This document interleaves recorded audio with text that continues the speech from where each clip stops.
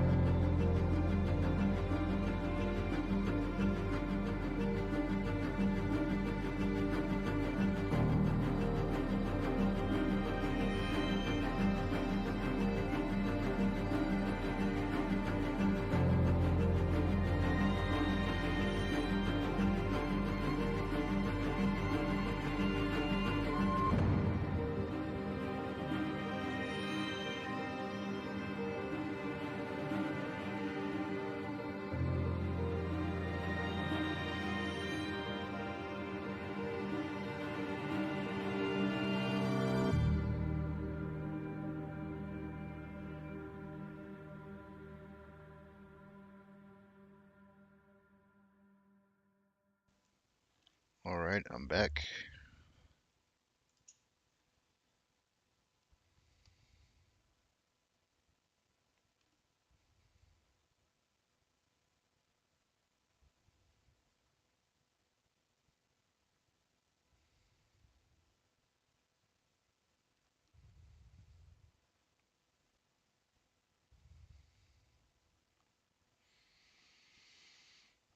Let me see what you guys are writing here. Just a second. Let me just move my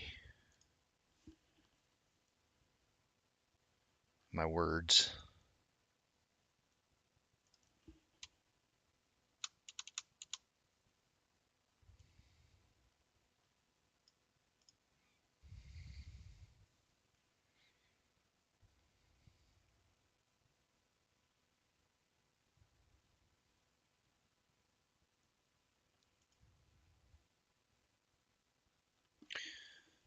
So let's see what you guys are writing.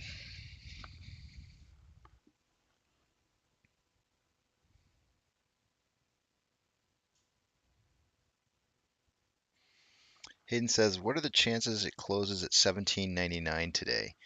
You know what? I think one of the greatest indicators that we have right now that I think kind of shows us where price may end up is kind of two-part factor, right? Like a little bit of max pain and a little bit of the options that are trading for the day. 17.5 and $20 was the spread before. So we could be looking at like a 18 and a quarter perhaps close if you split the difference. But let's take a look at things and see if they've changed any. We'll take a look at the numbers here in just a second.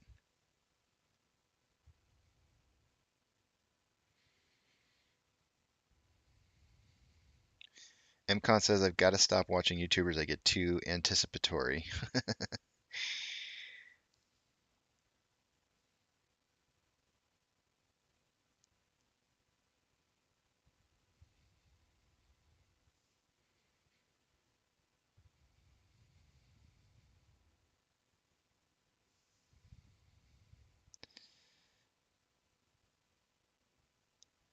Doctor says, "Decent YouTubers on this are slim pickings."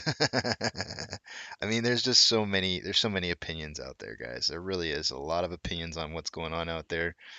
Um, I think what I'm going to say is that um, we're all going to fail you at some point, right? Like, there's no way that we're all perfect. So at some point or another, we're going to fail you. So I guess as long as you go into a situation where you're watching somebody who's YouTubing or wherever it is that you're getting your DD from, just know that that nobody's perfect. Eventually, we're going to fail, and you have to take what it is that you can take away from whatever it is that you're getting entertainment wise, right? or because I guess I feel like what I'm doing right now is just providing some entertainment as we watch the stock and history being made. So I really feel like that's what I'm doing. I try to give you guys some information along the way for you to help you to make your own decisions because it is your money. And, you just take it with a grain of salt.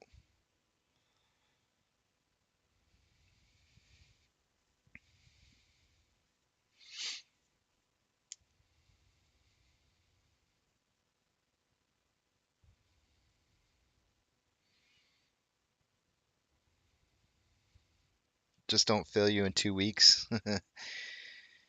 Who knows what life is going to bring to us? Who knows? You never know. There's crazy things that happen in the world.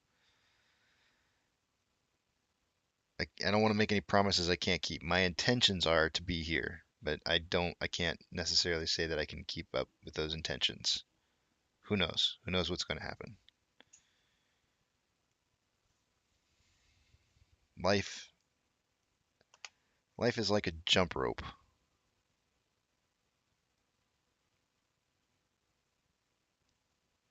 All right, let's take a look at the numbers here. Let me log into Fidelity.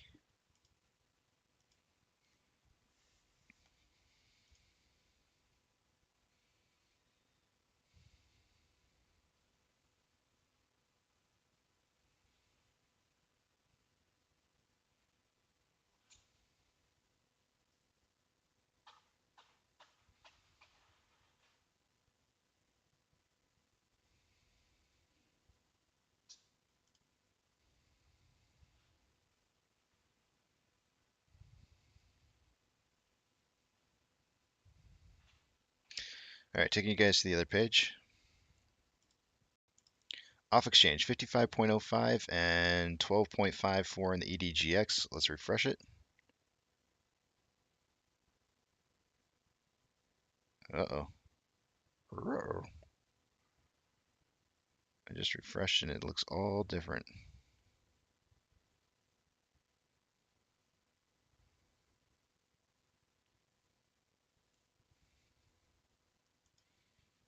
There we go. 53.74 and 12.74. So not a whole lot of, not as much off exchange volume action going on there. The EDGX is a little bit higher. Both of them are above the 30-day average. I will say that. Let's take a look at Ortex. An hour ago, there was 2.05 million shares having been borrowed. It's now down to 1.88. That's going to put us at 21.13% of the current short interest for the free float. It's going to drop. It dropped a little. And let's take a look at these options.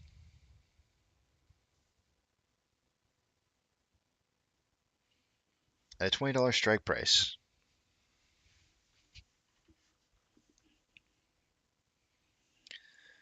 at $20 strike price, there was 12.5 thousand contracts an hour ago. There is now 14.7.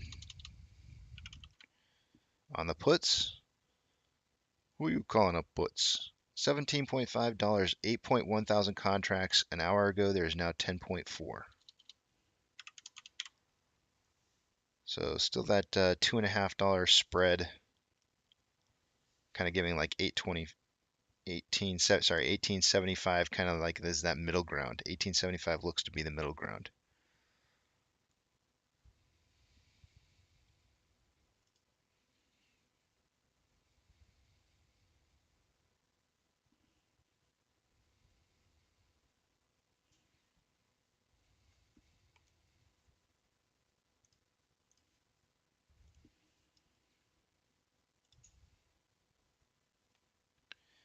Orders by Fidelity customers. AMC and GME not in the top 10. I think we've been holding 17 pretty strong most of the day today for AMC, but we've now moved up into 15th. There's some very heavy buying going on, 76% buys to 24% sales, and that's only growing. Let's see if Jimmy made it up on here. Come on, Jimmy. No, Jimmy. Jimmy can't come out to play when his shares are locked away.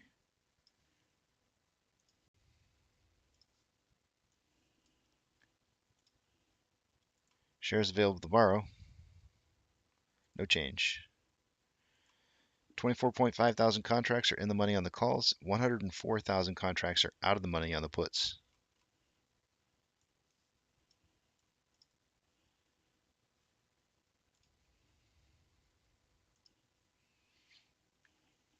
-0.11% down on the NASDAQ. Negative 0.63 for the Dow Jones and negative 0.7 for the S&P 500. The market's not on fire. Anything less than 2,000 I consider it to be on fire, but we do have some positive momentum happening. However, the decliners are at 5,042 to the advancers at 2,469.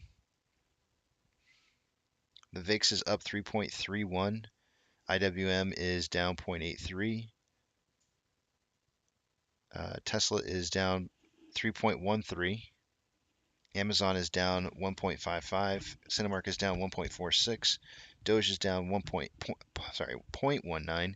Bitcoin is down 0.91. GameStop is down 2.32. Hood is down 3.55. And AMC is down 4.9%. And there's currently a negative outflow of $3 million. Shares traded for the day today, 18.44 million. Let's see, what does that put us at?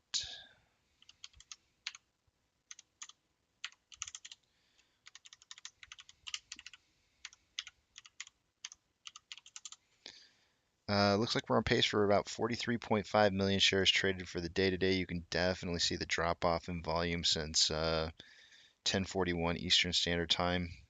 Just really fell off. Pretty much ever since the drop in price. This is the attempt to get it to stick. I suggested you guys by 11:30 that the price would hold here in a pennant formation based off of this 5-minute flag and pennant formation right here. And you can see the consolidation kind of occurring. Oops.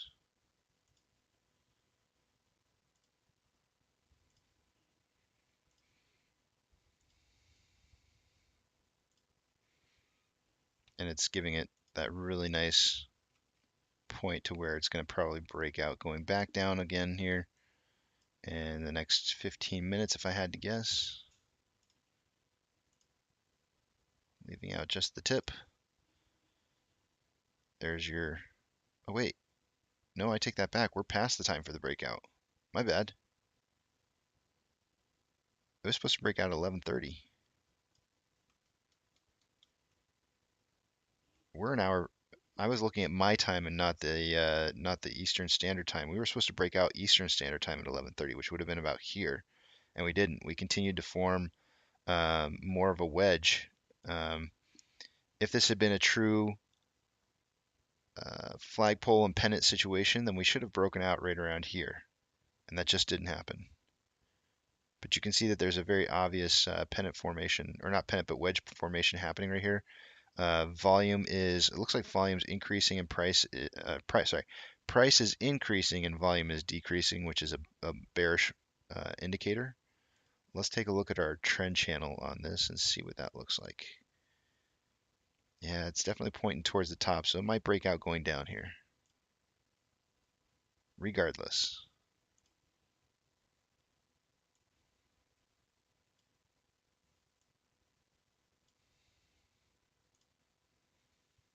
Although it does look like it's trying to go up. It's going to call me a liar right in my box. Alrighty, taking a look at the intervals. On the daily interval, we have more selling pressure than buying pressure with an RSI of 46.03. On a 1 hour, we have more buying pressure than selling pressure with an RSI of 30.6. On a 30-minute interval, we have more equal amounts of buying and selling pressure with an RSI of 29.49. And on a 5-minute interval, we have more. Boy, that's a tough one. I'm going to say more selling pressure than buying pressure with an RSI of 47.67. It might be equal amounts of buying and selling. Look at that, right at the edge of my box there. It's like, nope, I'm going to go this way. Okay, you do you. But you can see 1, 2, 3 supporting lines, even a 4th supporting touch line on the top here. So this is definitely starting to look a little bit like a breakout. It could be a fake one though. Let's see how fast it moves.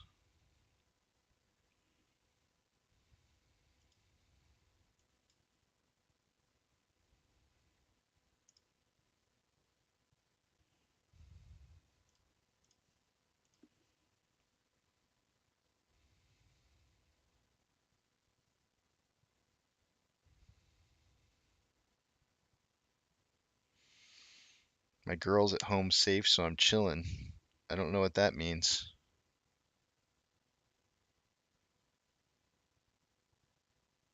What's going on? Is there some kind of weather issue going on in the States here?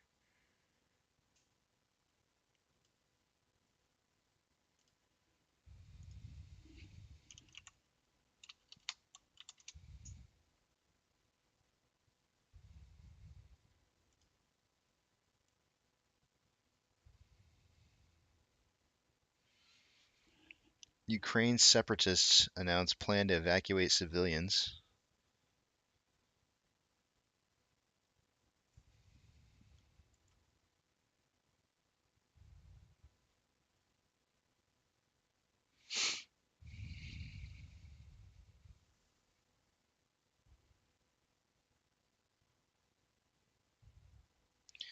Storm Eunuch. Storm Eunice, I don't know, I'm making it up. Record wind gust amid disruption. Millions of people have been told to stay at homes as Storm Eunice brings disruption and record gusts to the UK. High winds have led to power. Let's see. Go away. And record gusts to the UK. 60 to 80 miles per hour. Oof. Yeah, you guys are going to fly away all right. On the Isle of Wight, a gust of 122 miles per hour measured at an exposed point on the west of the island set a provisional record for England.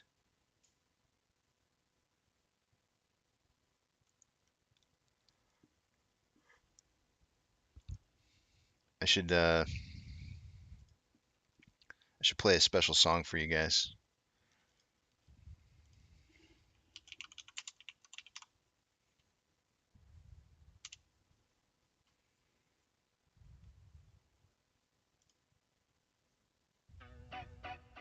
That's not it, is it? No, that's not it. What the heck? There we go.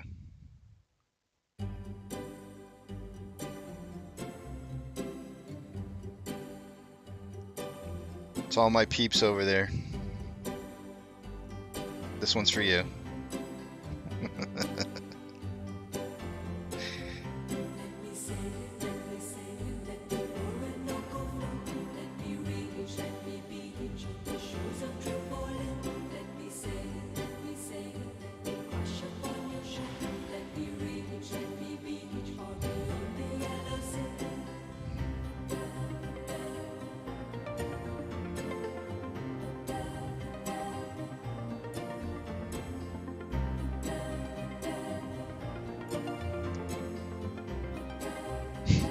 Not trying to be insensitive. Be safe, please. Protect yourselves.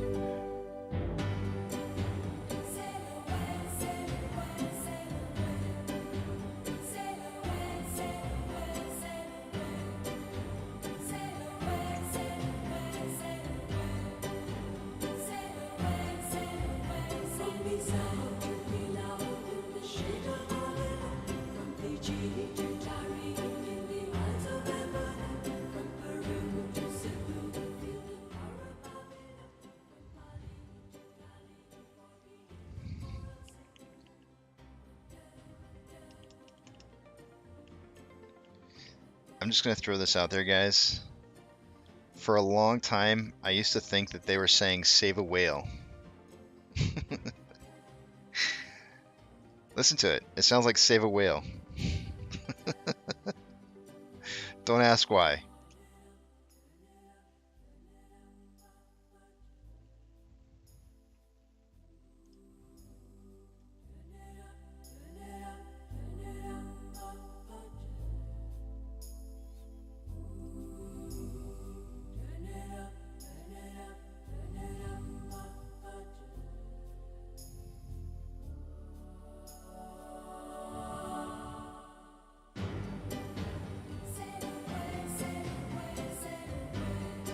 Save a whale.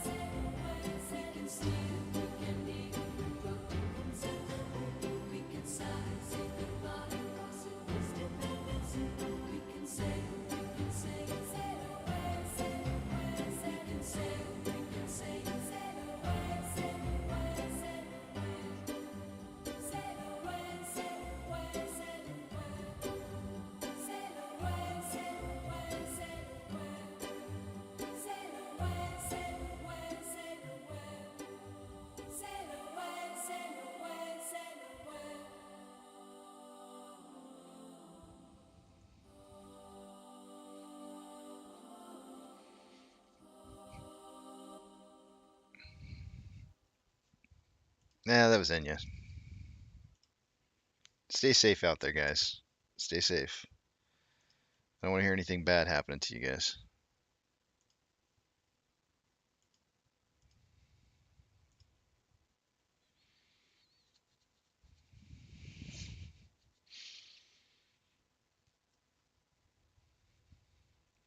Yeah, it's just a windstorm. It's just a bunch of high winds, it sounds like.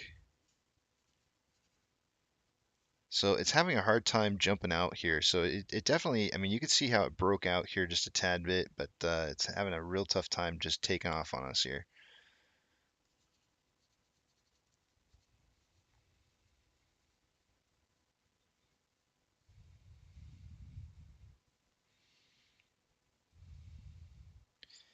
Fun fact, it is illegal to shoot a whale from a helicopter in Oklahoma. Huh.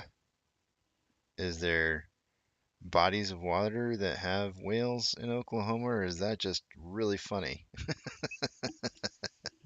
Do you have dry eyes? What kind of joke? Come on. You can't say fun fact unless it's a real fact. Whoa. Wow, Nikki, that's crazy. Your sister is in the UK and says a cinema roof blew off up the road from her. Lots of sharks there.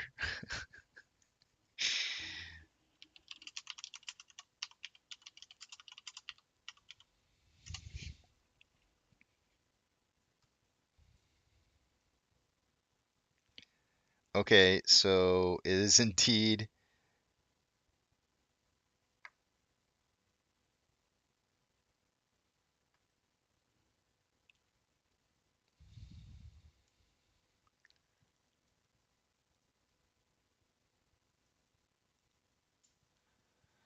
I'm really confused by this. All right, so I just looked it up. It says Oklahoma has a law which prohibits whale hunting. This is not because of the stringent law banning the pastime. It's because there are no whales in Oklahoma, as it is a landlocked state, which we all know. Well, most of us know. But what I don't understand is they just made a law just to make a law because they were trying to make a point. I'm so confused right now. This is like really. Um,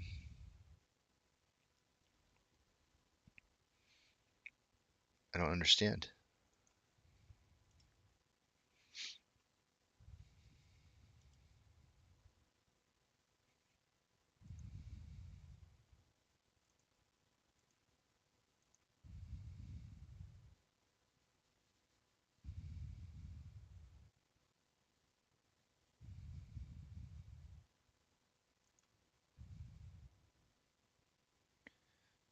I don't understand that one at all.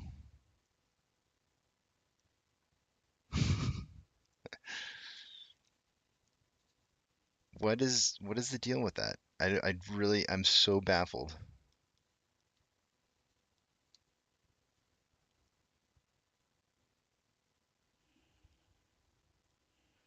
I'm so baffled. I don't understand it.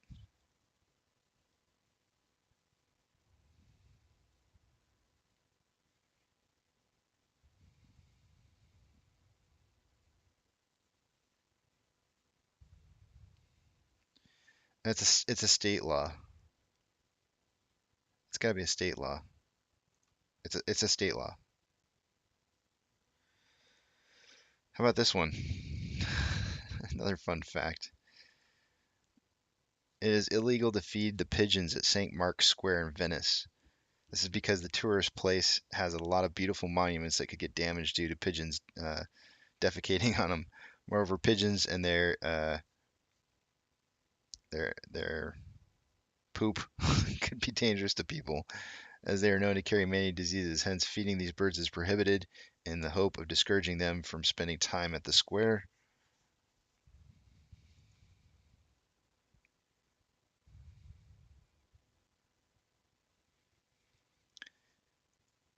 No, so in England and Wales, no selling salmon under suspicious circumstances.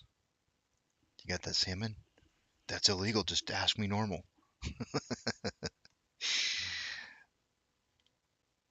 In Singapore, there's no chewing gum. In British Columbia, illegal to kill Bigfoot. In Greece, wearing heels is banned. And in Australia, owning more than 50 kilograms of potato is banned. seven laws of the world that are just huns. Huh? All right, guys, this might be the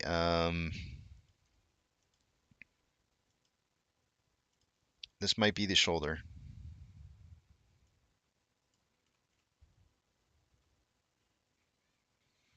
Question is, where does it start? Is it this one right here?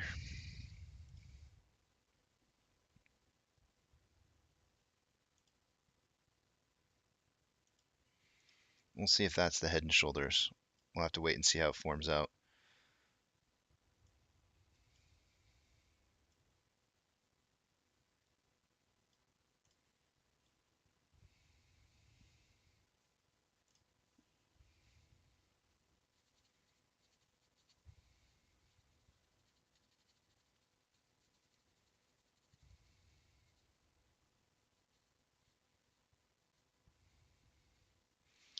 Mary Set says, fun fact, the dry eyes guy went to my high school. Wow, that's kind of cool.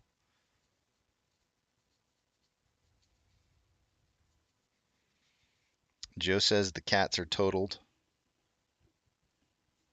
Only exploding kittens. Captain says, also in Louisiana, it is illegal to send someone a surprise pizza delivery. Because that always killed somebody, you know? We will never understand this place. Never. Never, I tell you, we need happy trees, more happy trees. Ben Stein. Do you have dry eyes?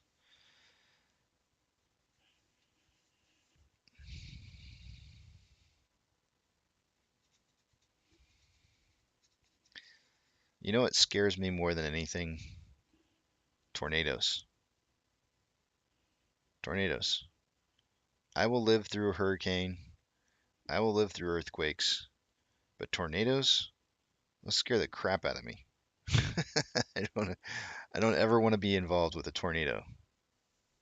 They just seem so much worse than any earthquake and you know, of course I say this and there's been some really bad earthquakes throughout history, but having lived in California, I've been through quite a bit of earthquakes. In fact, I've been through one of the worst ones in my lifetime. I was there, almost down in the middle of it, and I would much rather live through that than a tornado. I just Tornadoes just scare the crap out of me, especially nighttime tornadoes. That's really bad. Nighttime tornadoes. I totally understand where like the thinking process went when somebody said we should make a movie with tornadoes and sharks. Because that's like, yeah, I don't like that. That sounds really, really bad. I don't like the idea of tornadoes. I don't like sharks. And I'm a diver, and I know sharks are kind of docile. They don't really try to mess with you too much. But but the idea of mixing tornadoes and sharks together makes me think they're going to be pissed. Those sharks are going to be legit pissed.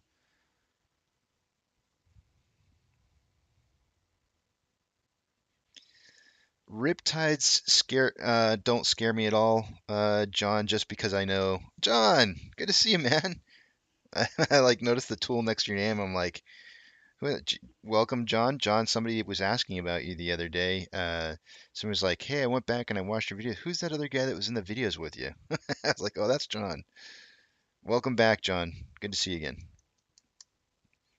Riptides don't scare me because I know how they work, and I'm a really good swimmer. So you just go with the flow. Go with the flow. And you know what else doesn't bother me? Rapids.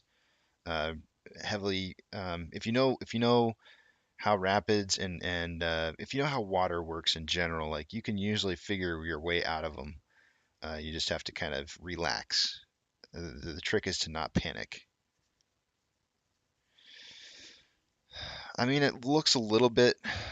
So the problem that I have with this is as far as a pennant and flag on this is that it's extended out a little too far here. Um, but you know, maybe it just needed some more consolidation before potentially moving down a little bit further. But I feel like with the exploding kittens and the head and shoulder patterns that we've been seeing in the past, this could be an inverted head and shoulders that's building up here.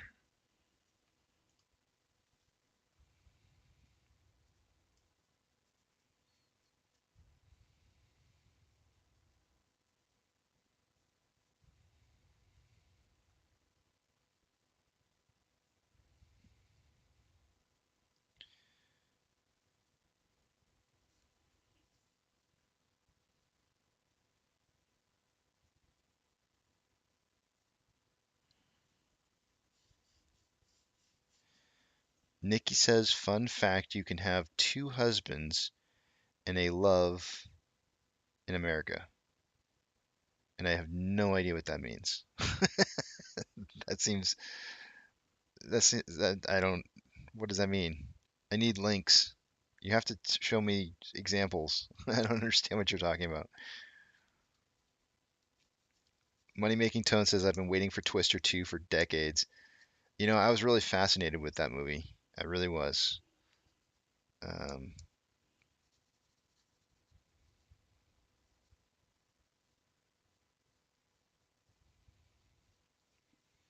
Dr. Zeno, so pinned to Max Payne. I think it'll be under. I think it'll be under Max Payne, but I think that because Max Payne's 1950, I think I mean, if you take a look at what we're doing here right now as far as price movement, let me look at the patterns again real quick here.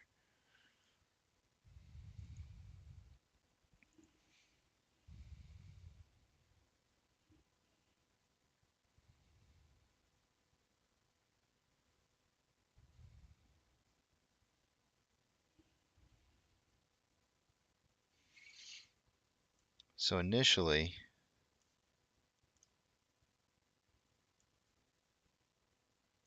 actually, let me blow this up a little bit here.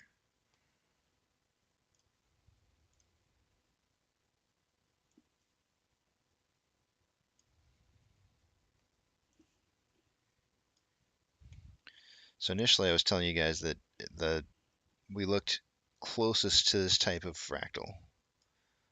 However, I think that I'm trying to look for the head and shoulders in this fractal right here, and I'm just not quite seeing it unless this is the kitten portion of it right here, and then this is your shoulder, head, and shoulder pattern here, and then this would be the finish for the day here. Again, if I draw this across, has this, oops, my line drew down a little bit there. Has this finishing pretty close to what we opened at.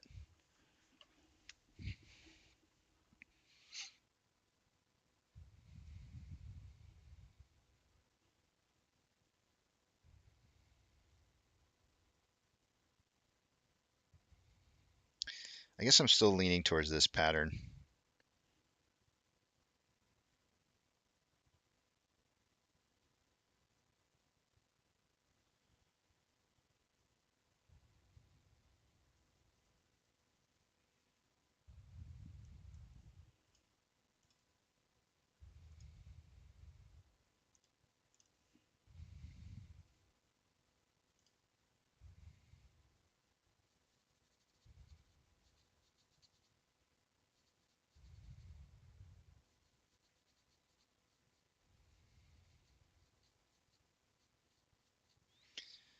Joe, I wouldn't even want to, man.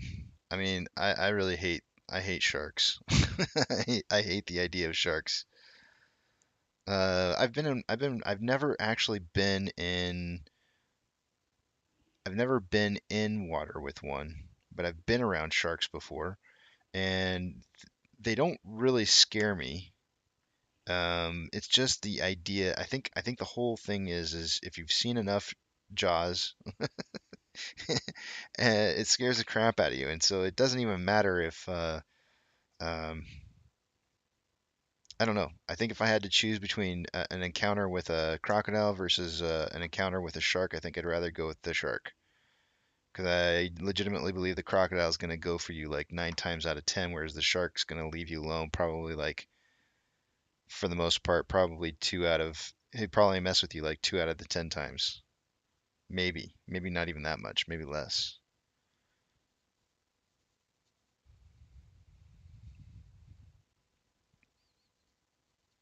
Captain says the last one. Okay, in Kingsville, Texas, it is illegal for pigs to have sex at the airport. Maybe that's the only place where they can get it, though.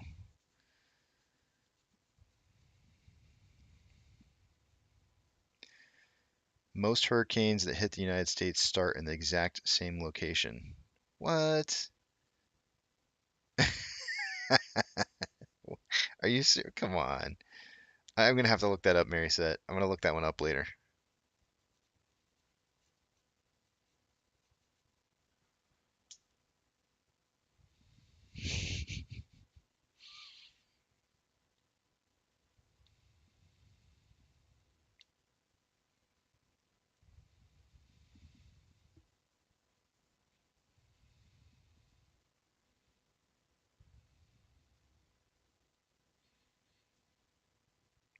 Oh, that's what you're talking about, Nikki. I gotcha.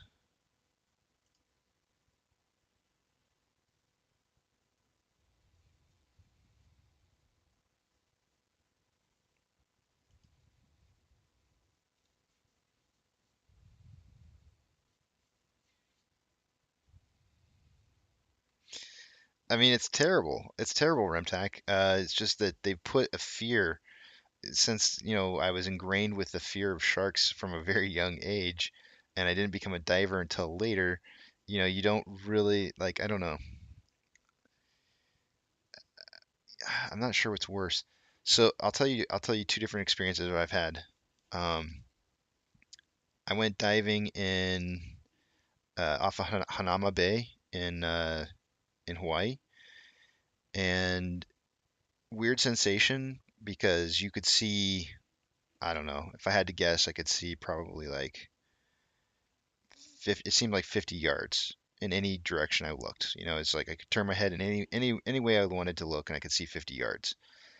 And that's probably the most clearest water I've ever, well, that's not true, but it's the most clearest water I've ever dove in. And it is more creepy to me. It's more creepy to me to be able to see that far, because then you see it coming. And I think that's more scary than anything else in the whole wide world. I have no problem diving with zero visibility. I actually prefer it. I don't want to see it coming.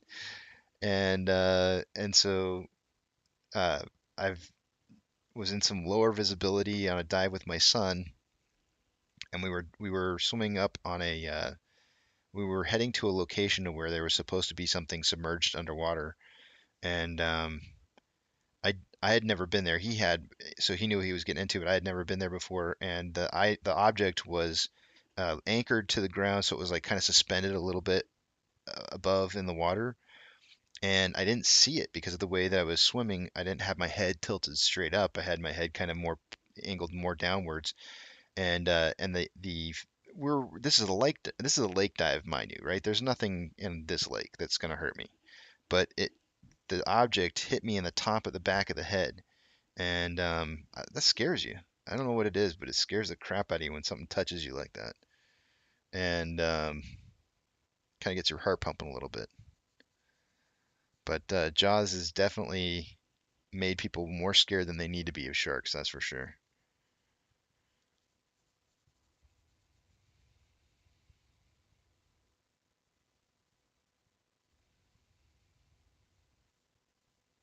Yeah, that's why I pulled this out to a 5 minute scale, John. I had pulled it out to a 5 minute scale on this, but the problem with this pennant here is that a typical breakout on a pennant is supposed to be time related. So this time right here was a 45-minute time, which is what I had calculated it out before as a 45-minute drop in here. So we had a 45-minute. It should have been breaking out the pennant on a uh, should have been breaking out after about 11:30 Eastern Standard Time. So I don't know if this is necessarily a continuation. In fact, I think what this is we've seen this pattern happen very regularly, where we have an exploding kitten pattern, which follows what follows uh, the exploding kitten is a head and shoulder pattern. So I think we're developing a head and shoulders. That's more than likely what's happening right here. I don't believe that this is a. I don't think this is a pennant at all.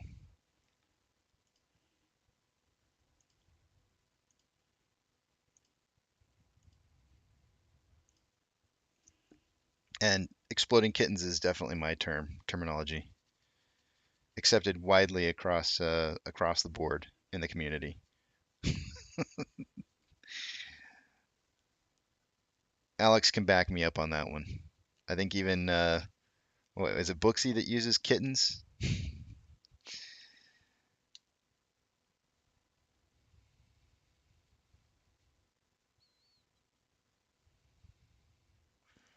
Well, this is true, ABC, but again, I don't want to see it coming. I don't mind getting attacked. I just don't want to see the attack coming.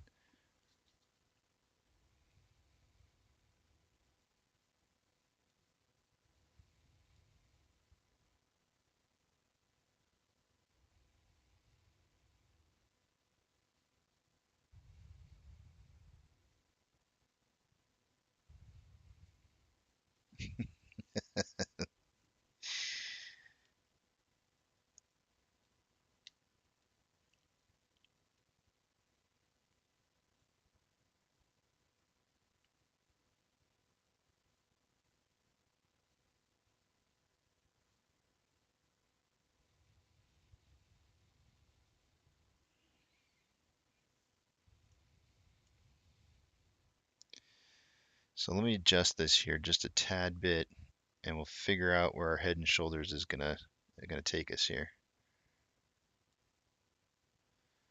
So it looks like it's a 47 bar shoulder, potentially, maybe a little less.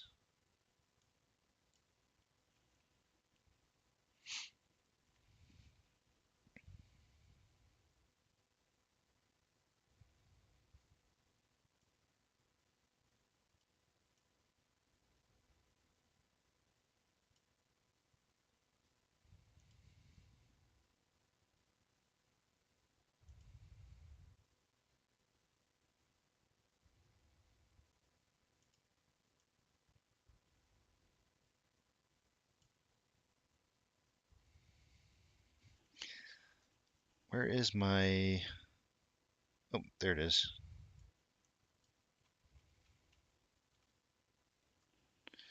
We'll see how far down this goes.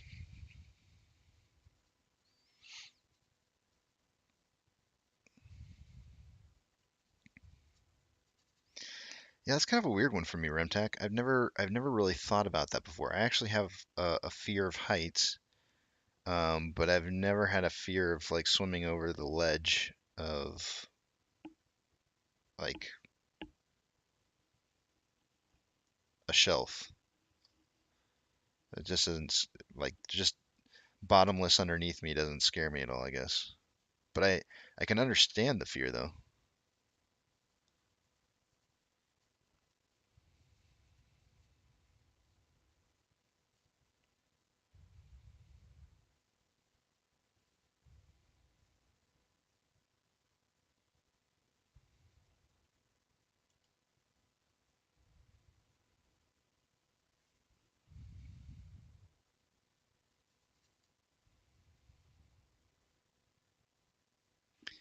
Yeah, it's kind of weird. Like if you ever watched The Abyss, the guy jumps off the edge of the cliff and he just starts sinking forever. I don't ever. It doesn't. I don't think of it in terms like that. Buoyancy control is real.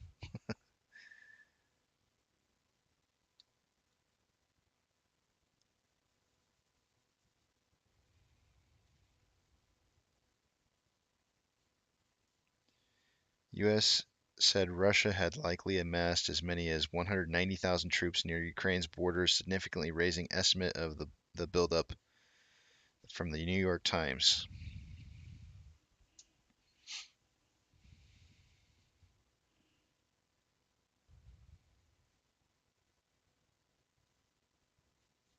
U.S. officials warn of imminent Russian invasion of Ukraine with tanks, fighters, jets, cyber attacks, I would assume. Yep. Well, if I get cut out, guys. Oh, speaking of which, I'm supposed to have the guy come in and install the new line. I'm gonna end the show today, guys, a little bit early, and then I'll turn it back on after they leave.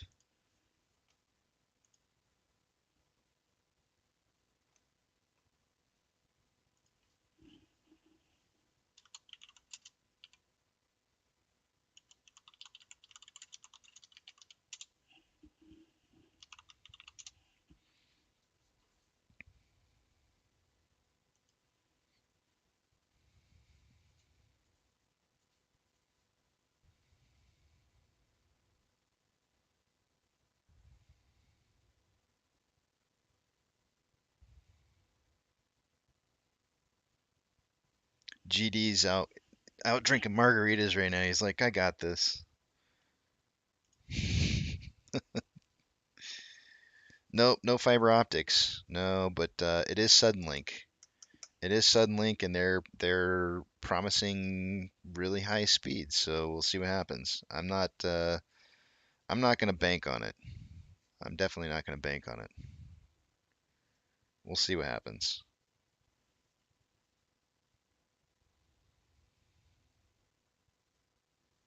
Vladimir Putin hoax.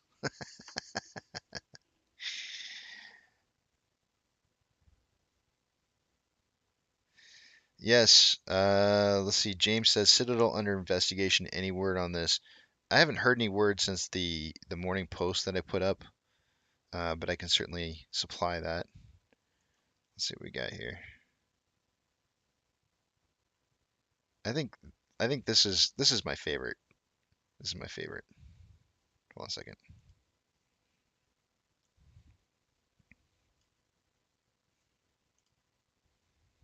That have been highlighted here does show just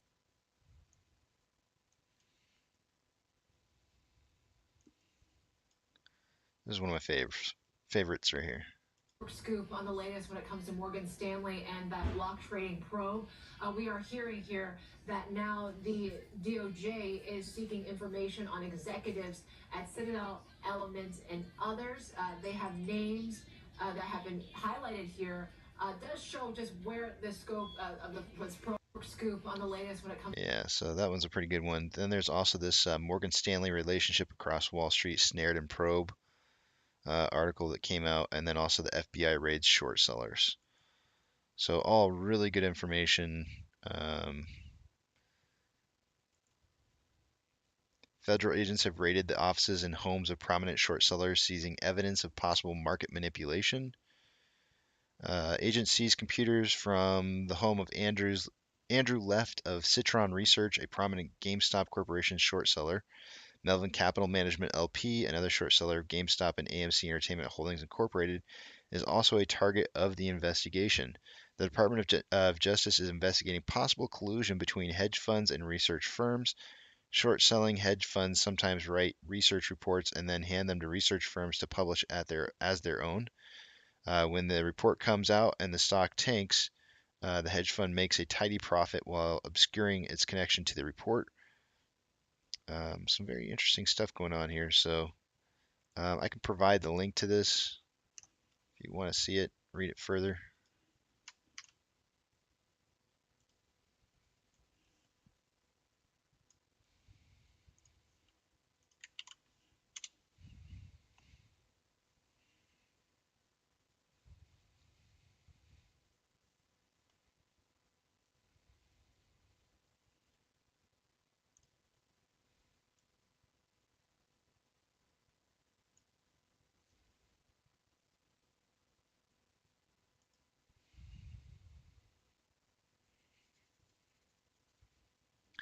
I have a feeling this is not the end of the drop here. I would suspect. Let me just take a look at this pattern real quick again.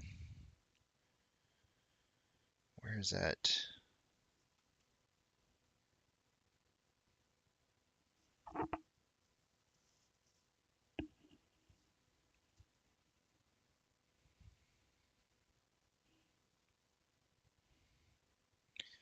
Yeah, if this should drop some more.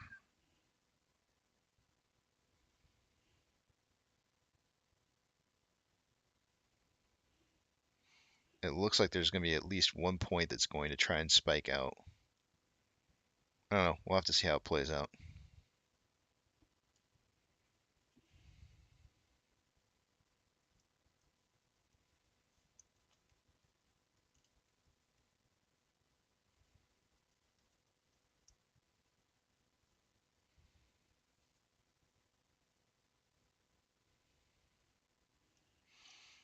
It looks like it. It really does look like it, but the problem is that it's gone on. The consolidation that's happened right here has gone on way too long for this time frame. It should have broken out a long time ago.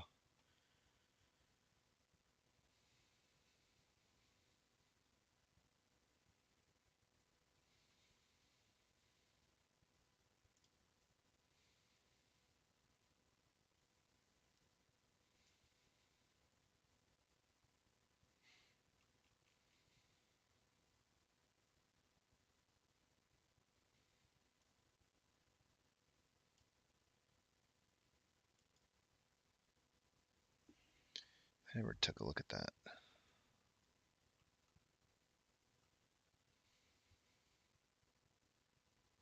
Hmm.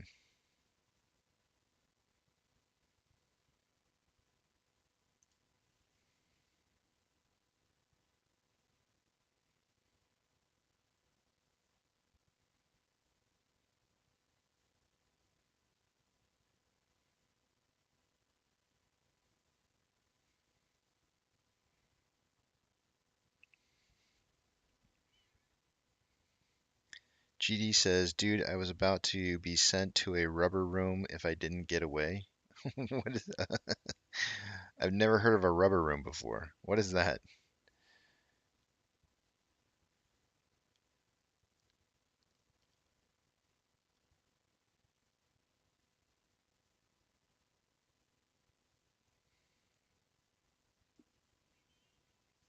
What is a rubber room? Is that like a suicide watch thing?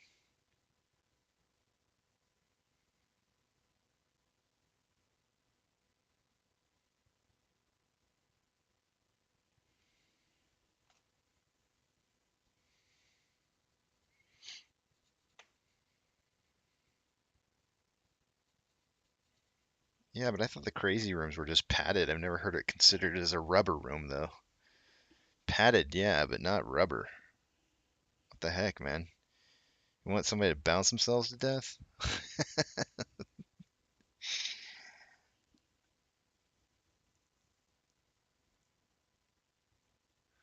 Trent says this thing's gonna rocket at the end of the day.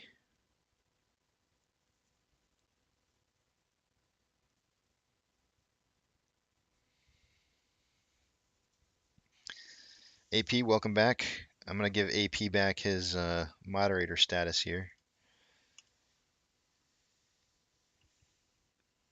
Duncan's gonna be like, hey AP, I had to fix your shit, man.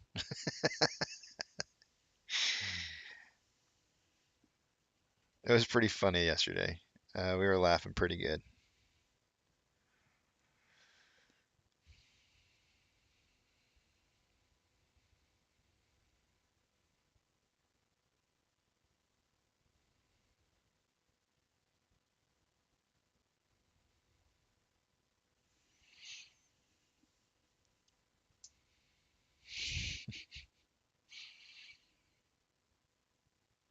AP's all being quiet now. Hey, it was just Yishin. Luckily, we caught you. I caught you before you had a chance to get everybody else. There's definitely been worse offenses for sure. Usually I find anybody who has that happen to them, what happens is they take their phone and they put it someplace, or they accidentally brush their hand across it, and then it just does that. That's typically what my mom said, that she put hers in her purse, and it. I think hers might have been the worst offense. Uh, but it is time to do take a look at the numbers here, guys. Let's take a look. We'll see what we got going on here. Let me refresh Fidelity, and we'll take a look.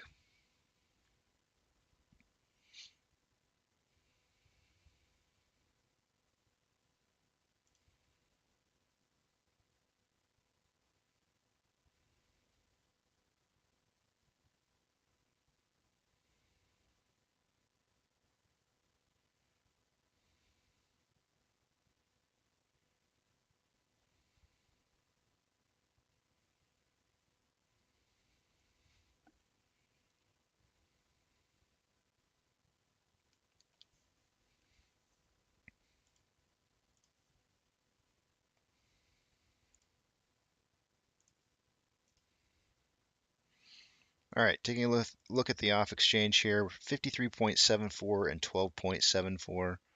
Let's see how that changes. Okay, so the EDGX went up just slightly and the off exchange went down. But both numbers, again, still higher than the 30-day average. So they are definitely suppressing price right now through the off exchange. And those are high numbers.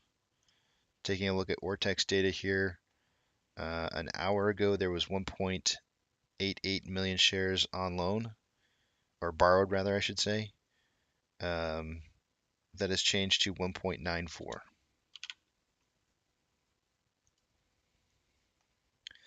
That's going to increase the estimated current short share interest of the free float to 21.14%. And let's take a look at these options.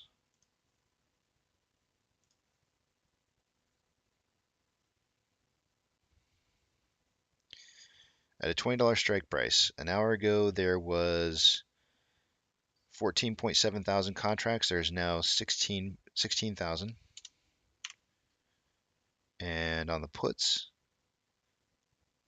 at 17.5 strike, an hour ago there was 10.4, there's now 11.7.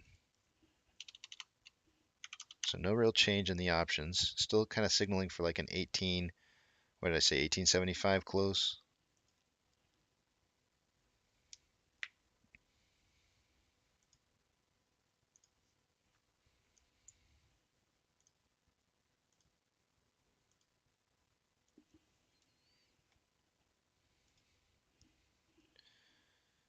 Orders by Fidelity customers. AMC is not in the top 10. I think we were in 17th earlier. Looks like we moved up a spot, and as far as order flow goes, in volume, and we have 76% buys to 24% sales, so looking very good there. And GME has still not made it onto the page in the top 30.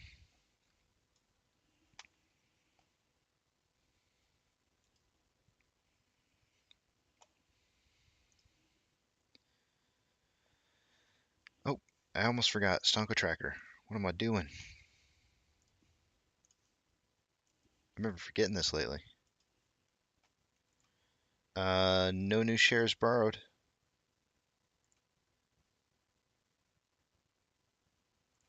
19.1 thousand contracts are in the money on the calls. 97.3 thousand contracts are out of the money on the puts. SSR is supposed to trigger at 1705.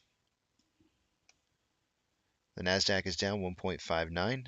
Let me refresh this real quick just to make sure. Yeah, the NASDAQ is down 1.59. Dow Jones is down 0.82. S&P 500 is down 0.99. We currently have 5,193 decliners to 2,334 advancers. The VIX is up 3.74. IWM is down 0.94. Tesla is down 3.81. Amazon down 2.17. Cinemark down 1.62. Doge is down 0.45. Bitcoin is down 1.18. GME is down 2.81. Hood is down 4.29, and AMC is down 5.52%. Our inflow versus outflow is currently a $4 million spread, roughly.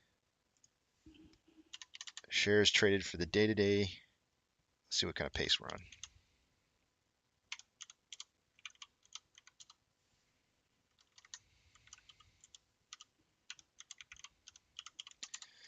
We are on pace for 38.14 million shares traded for the day today.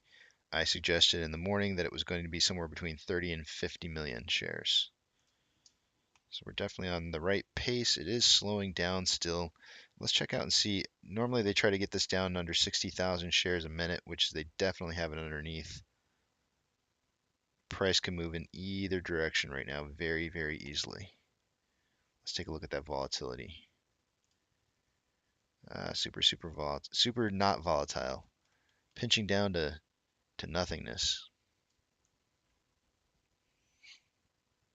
If this ends up being our head and shoulders right here, this is not big movement. I think there's going to be one last little push here. I think maybe like right about here. One last push. It might drive down just a little bit further, maybe a little earlier. 1300 maybe? No, we're past 1300. 1320. One last little push to push us past 1770. Oh, looks like they're starting it right now.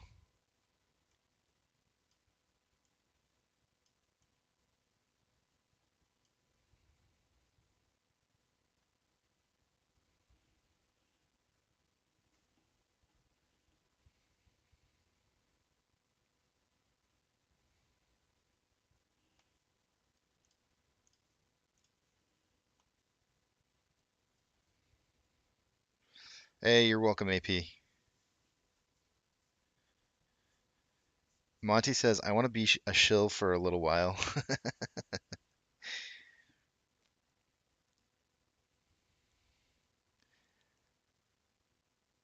Joe says, Casey, I accidentally timed out Eric Laura's. It wasn't on purpose. Make me a mod again so I can do it accidentally again. You mean pebbles?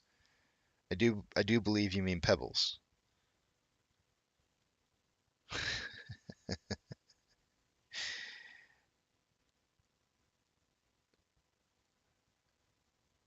Nikki wants to put Joe in a timeout. Oh man.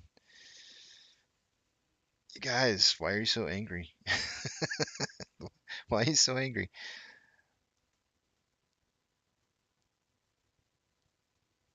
AP, you're all good, man. You're all good. So, I haven't told you guys. I haven't told you yet.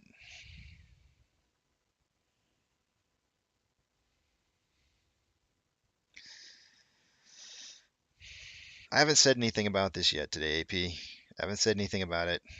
Um, haven't really wanted to talk about it.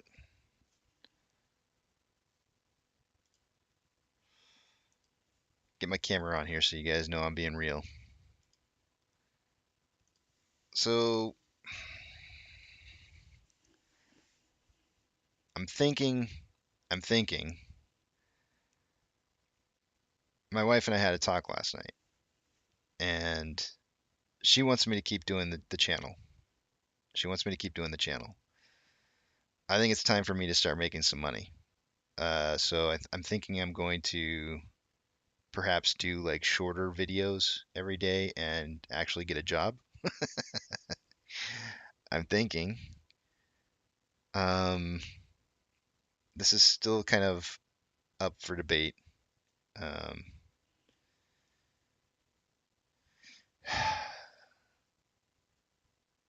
it's difficult. It's difficult, right? So sometimes you have to make tough choices in life.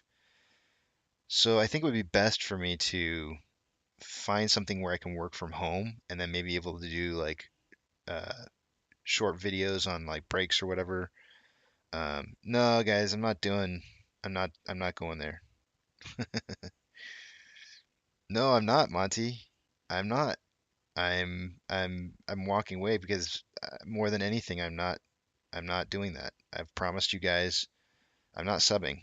I'm not doing it. I promise I won't do that. It's not that's not I can't sit there and talk to you guys about, how I don't want to do that and then do it. That's ridiculous. No, I'm not going there.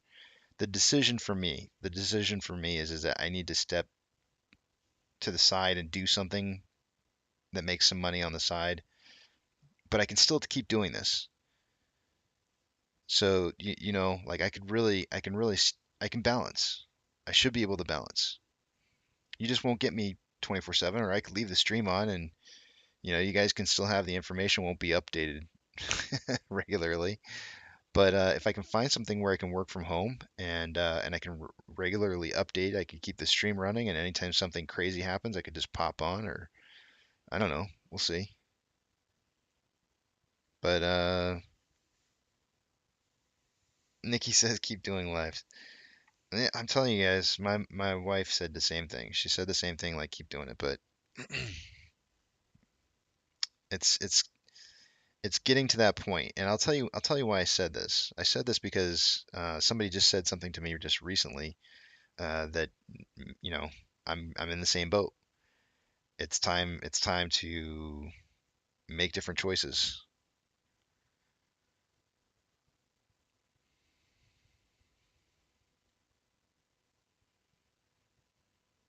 Mm,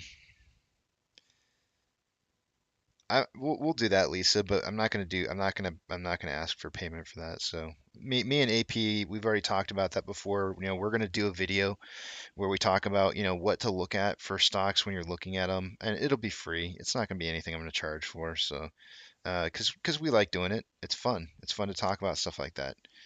So AP and I've always talked about this. AP says only fans with foot picks. Boom. Maybe, maybe there's just a little toe over here with some toe fungus, some some nice scraggly toenails, and oh, oh, look at that. There's some lint. Maybe just a little piece of lint. Man, no, guys. we have to make tough choices in life. We really do. We'll see. I'm not 100% on what I'm going to do. I might be able to make things last for a while longer, but I'm not going anywhere. I'm not going anywhere. I'm not leaving you guys. I'm not leaving you hanging. I'm committed to this community. I'm 100% committed to this community, and I plan on making sure that you guys know what I know. Um, and I've told you that I plan on being here for the MOASS, and I do. I 100%. Like if this thing starts ripping, I'm gonna know it. I'm gonna know it, and I will definitely be here to show it. I've already walked off of one job. I can do it again. But no, I mean it's it is what it is. It is what it is, and that life happens. It's not always just sitting down and having fun shooting the shit with your community as you watch your favorite stock, unfortunately. Because it would be cool if it was. It would be cool if it was, but it's not.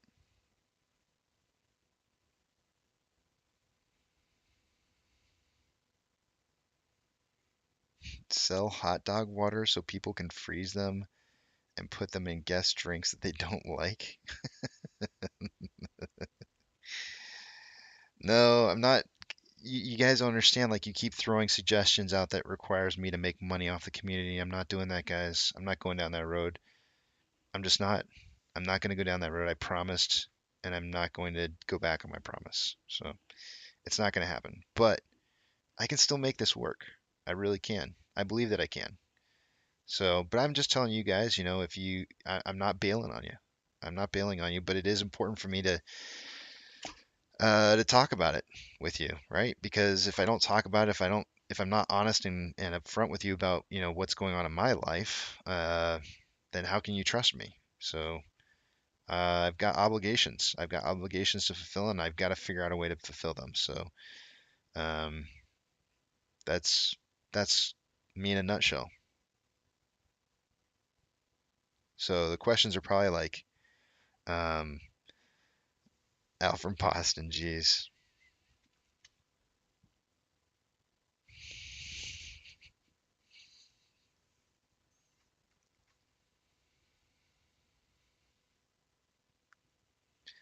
Guys, think about that for a second. I mean, Jeff has a great point. You know how this stock usually takes off when I'm away. I mean, what if I turn this off and this thing just starts ripping? You guys aren't going to want me back. You guys are going to be like you guys are going to be like begging me not to come back. You guys are going to be like, "Stop. Stop, don't come back."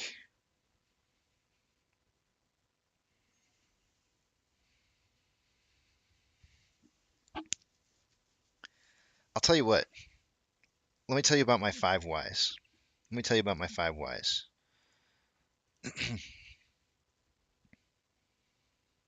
Do you guys remember what my last why was? I just pulled it up. I had to pull it up.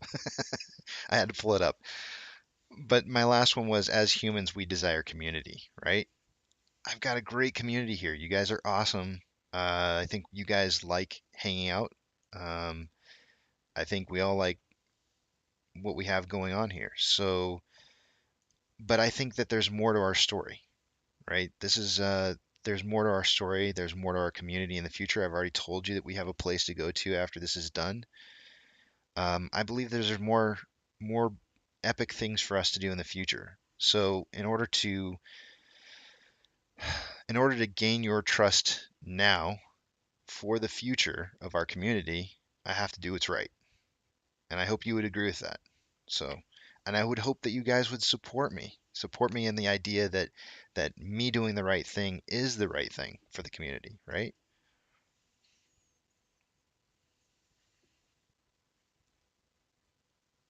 I'm not doing it for profit. I'm not doing it for profit, Space. And I won't do videos like he does them either. I'll definitely have some solid content in it.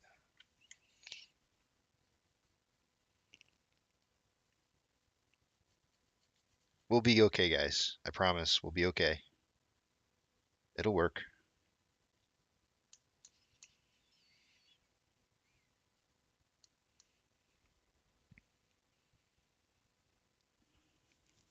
We'll make it work, guys. Don't worry about it. We will totally make this work out. I promise. I know we will, because we're a good, strong community. Pebbles is like, I'm not leaving. I'm not leaving. It's not a leaving kind of issue. And it's not even 100%. Like I feel like I'm telling you this, guys, and it's not even it's not it's not even 100%. If I can get things to work out the way that I want them to work out, I won't go anywhere. But I've got to figure out some stuff. Um, I've got to figure things out. I told my wife last night, I said, don't you dare schedule that guy to come out and put another line into the house so that we can have more internet connectivity when I got to go start making some money. And she refused, so he's still coming. That guy's coming. He's going to come over here. There's going to be a guy installing a line here in just a little bit.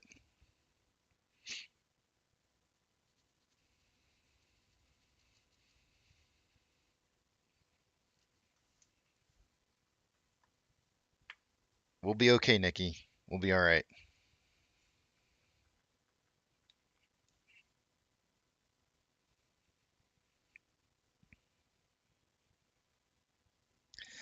I don't have anything lined up yet, Pebbles. I don't have anything lined up yet. So the first step, I think, for me is to start looking. So the good news is, right? The good news is I still have to look.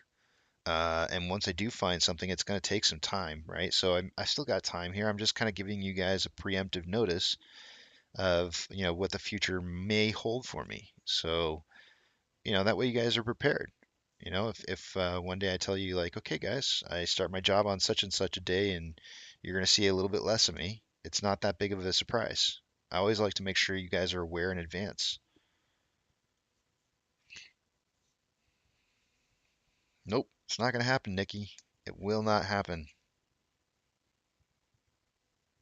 I would rather you guys go out and spend whatever you were going to give to me on more shares of AMC than whatever you would give to me because it's your money. It's your money, your choice. You need to spend that on you. I've got my shares. I've got my shares. I'm not going anywhere. I'm good. I'm totally good. So I'm just trying to find some supplemental income and it's not a big deal. We'll still have fun here.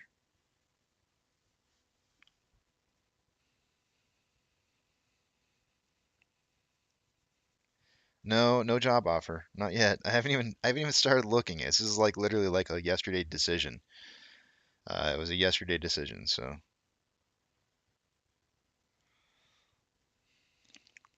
I don't know for a fact that I am or not yet, doctor. I'm just trying to prepare you guys.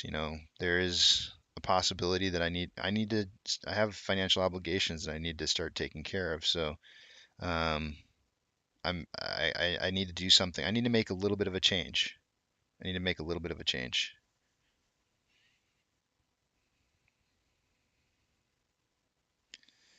Yeah, that didn't work out though, Pebbles. It didn't hit me. That didn't work out.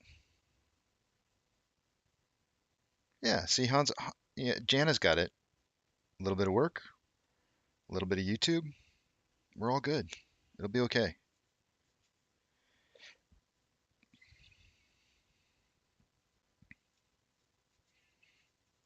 Not so much Space Ape. Actually, here's what I'm actually thinking, guys. I'm actually thinking that there's a chance that I can find maybe a financial institution of some sort, or maybe a brokerage. Since I have the knowledge that I have, I'm wondering if I can't switch over to something financial related, and maybe I can learn some things that I didn't know, and that would help us all out. So. That's kind of what I'm leaning towards. There are definitely some financial institutions that allow you to work from home. So that's kind of what I'm leaning towards right now. James says greeter at Walmart. Why not? Why not? Maybe that's a possibility.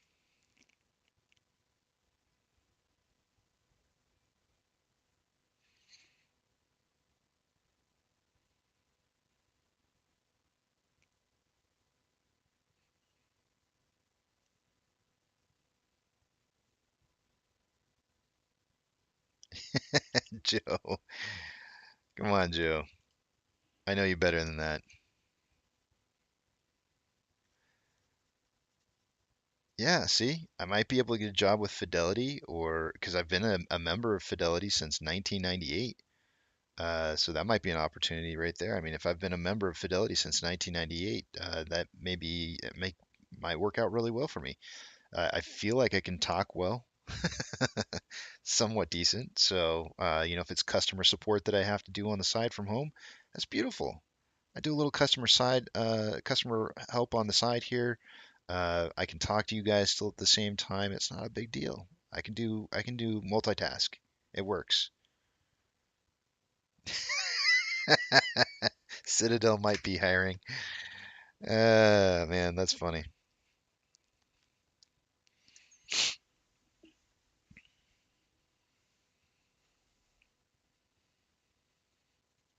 Yeah, we'll come up with a schedule, guys. We'll come up with a schedule. You got to realize like this, 9 hours a day. Um, how much of the time do we actually really see solid movement on this stock, right? And if I only, if I have downtime in between, working whatever I'm doing, I can always, if something's happening or blowing up, I can definitely pop on. I could have the stream running in the background, pop on, say something real quick about it, being, like, oh, like here we go. You guys can always talk in the background or whatever, and um, who knows? Who knows? We'll see. We'll see what happens.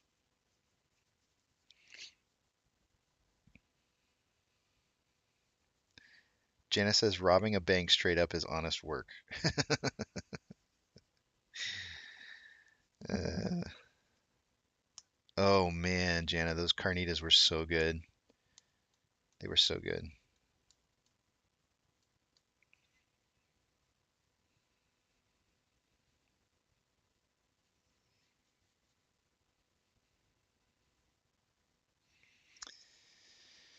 No, I'm not gonna go there, Joe.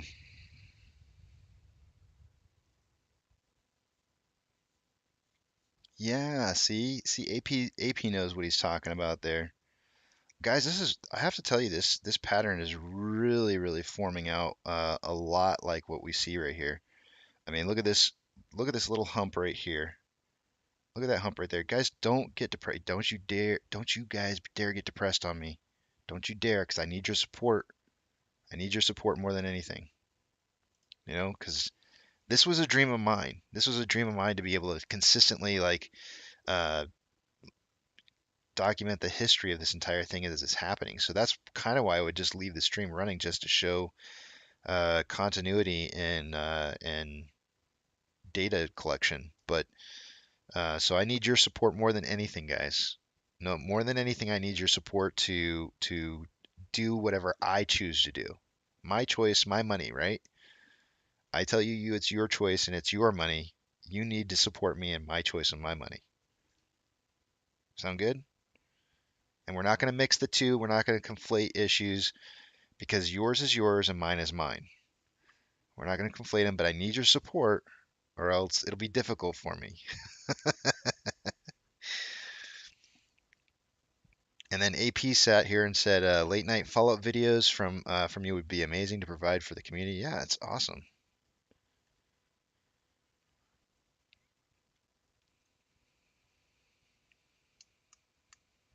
Sweet. I'm glad I got you guys' support. Anyways, look at this little blip right here. I'm all like, anyways, look at this little blip right here that I drew this arrow at. Do you see it where the price moves down here? Has a nice little hump to it right there, and then you've got this little spike down further, and the spike is a lot further down than the cat ears that I kind of circled on the chart here. It's not too much further down, but it did definitely break past the 1770 value by 1 penny. Let's see what happens. Let's continue to watch this. I mean, it's actually playing out pretty smooth. If the end of the head is here,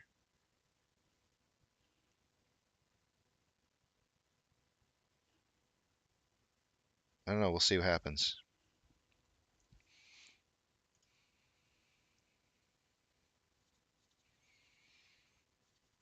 support it completely unless it's manual labor.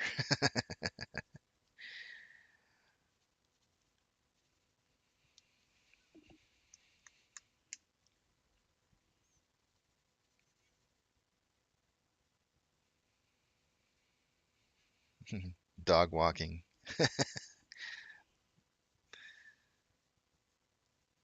Bad back's got my back. I knew I could count on you guys to understand. I really need to get my water cup back over here. I keep forgetting to bring my water cup back down.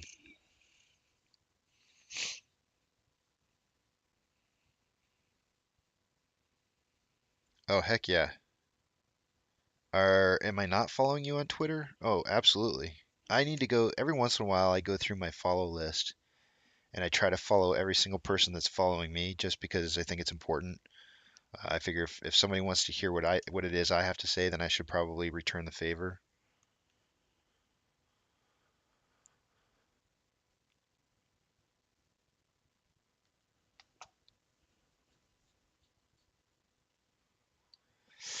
I thought about that, Jana, the whole after hours thing, but you know what the thing is I walk away from this channel and literally pass out for like 2 to 3 hours sometimes. And, it's, believe it or not, like 9 hours of talking about uh, anything is way more difficult than you could possibly imagine. Like, I never would have thought it would have been this hard, but it is way more difficult than you can imagine. Um,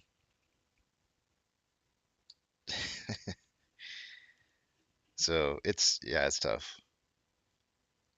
I think it would be really difficult for me to put in this time and then go do some kind of job in the after hours. It would just, not only that, but it would take away from my family time as well, right? Like this acts like a job, so it'd be two full jobs. Instead, I could do something part-time part of the day, and then this the other part.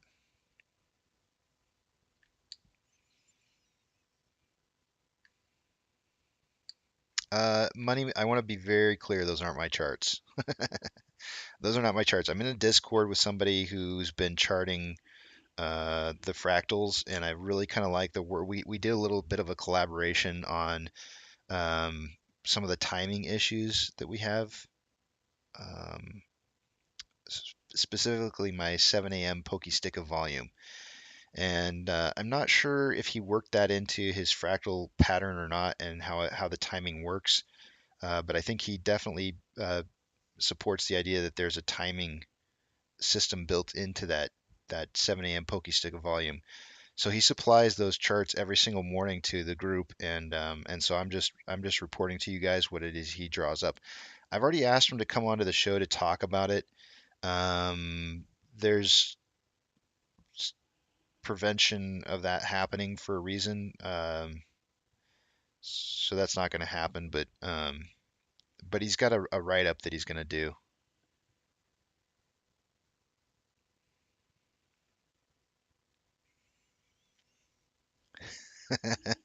We'll bring back that hydration when I come back from my next break. Who said that?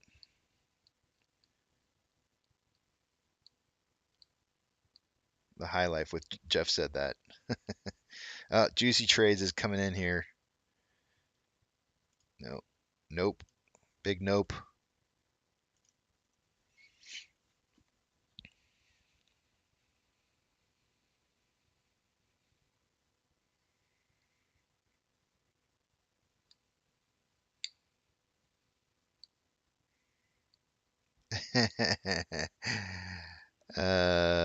Yeah, you got to be flexible for that, Jana. I used to be really flexible, but not anymore.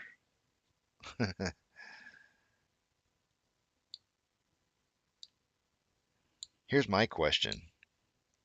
When you go into an interview and they look at your work history and they go like, "Huh, so you've been out of work for a year?" Do I dare tell them, "Well, yeah, I found the perfect stock and I sat around and covered it for a year." How do I explain that one? I should really just say like, you ought to check it out. It's a really good channel, good people. I think it's a great community. And then give them my 5 whys. Not financial advice, but let me tell you why I do it.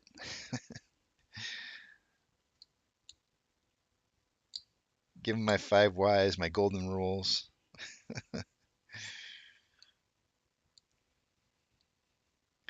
Monty said, I've had those too, Monty. I've had those too.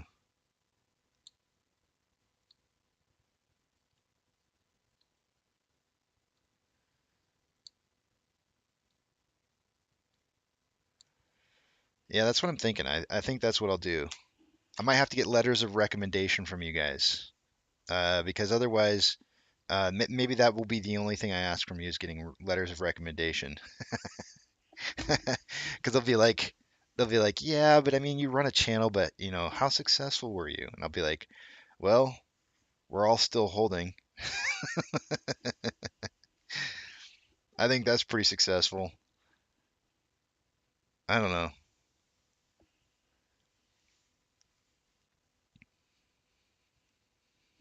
Monty says crypto's tanking.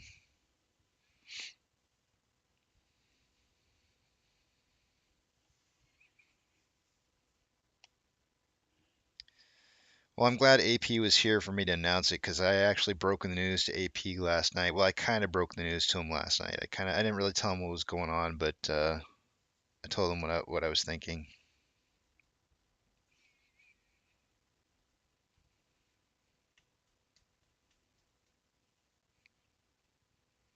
Hayden, that's actually a great idea. That's a great idea. I don't know how much money that takes or how long it takes, but I would imagine it's not very quick. But I think that's actually a really great idea. I might have to take a look into it and see what it is. I haven't, like I said, guys, um, this whole idea that I was going to move off to something different came up yesterday. Like after actually it wasn't after the show ended. Do you guys remember yesterday I came back and I was just kind of like in a somber mood? It was around that time.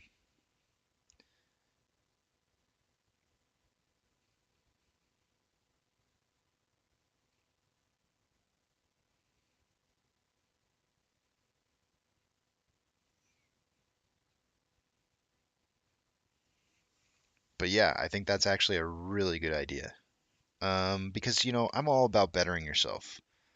And if there's anything I can possibly think of that I could do to better myself, that would be it, right? Like go out and legitimately get the documentation that says like, hey, guess what? Now I can actually give you guys financial advice. The problem is that if I give you bad financial advice, that probably puts me at risk. So, because I don't know if you guys know or not, but I do have to be really, really careful. That's what DFV was actually doing. He was working for a financial institution before, or actually while GME was doing what it did. So, and they got in trouble. They got in trouble and revoked his license. So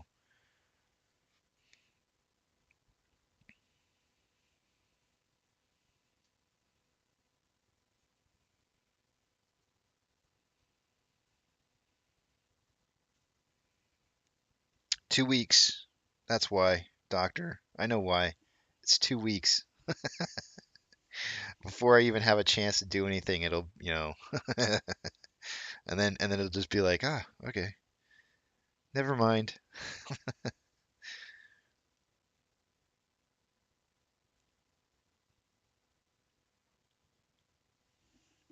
Then I don't have to worry. It'll be all good.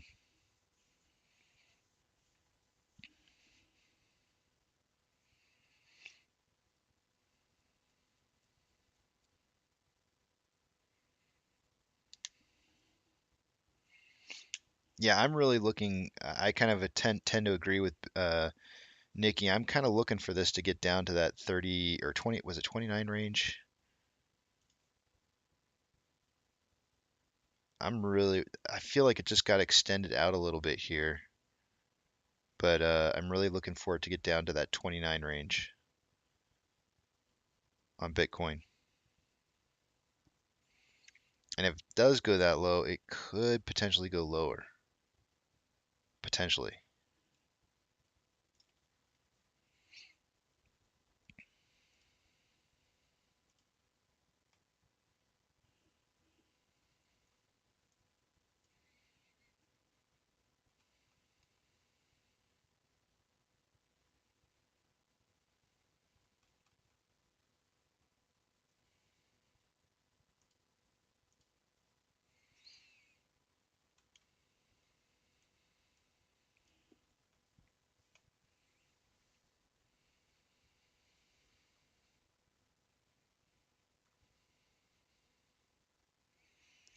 Fed approves rules banning its officials from trading stocks, bonds, and also cryptocurrencies. That is beautiful. That's actually, I feel like that's really, really good on our part, and I'll tell you why. If they're going to ban it, I would imagine that they're going to give everybody a chance to maneuver or reposition accordingly, right? And so if there's pressure that needs to be applied for this to happen before they would move out, then that pressure might come to make things kind of happen sooner than later. So that's actually, in my opinion, that's actually really good news for us.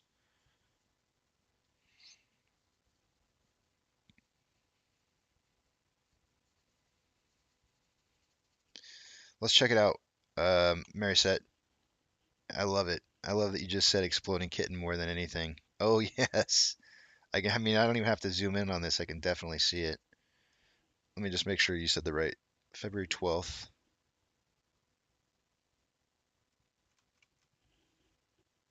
And you said the 15-minute chart.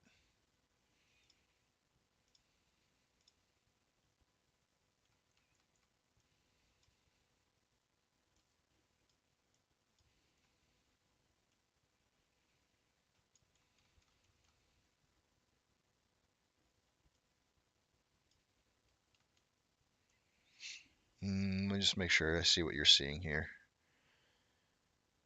Between February 12th to 16. 12.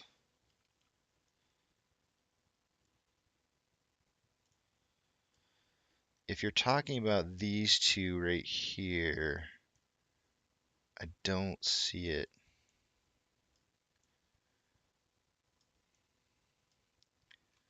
But let me look at something else here.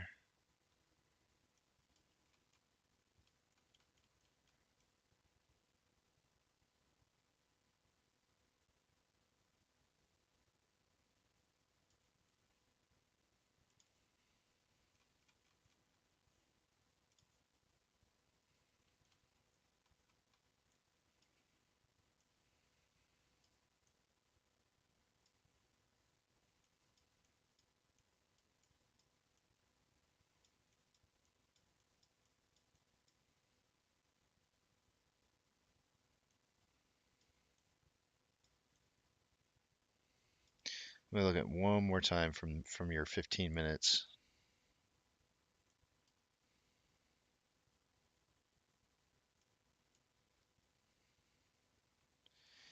I mean, I feel like you're looking at this and this right here. So I'm going to pronunciate it a little bit here so it's like kind of more obvious. And I do feel like that does kind of look like a little bit like an exploding. But it's so large though. It's so large on a 15-minute scale that it's really hard to see. And if I zoom out further, it gets rid of it. But yeah, it definitely explodes into the head and I mean this is like, if you're gonna call this a head and shoulders, it's the weirdest looking head and shoulders ever, which drops the price way down to where it's at currently. Let me zoom out a little bit here and see where that support line goes to. Oh, I mean that's, yeah, that's the 20. That would just be the opposite side.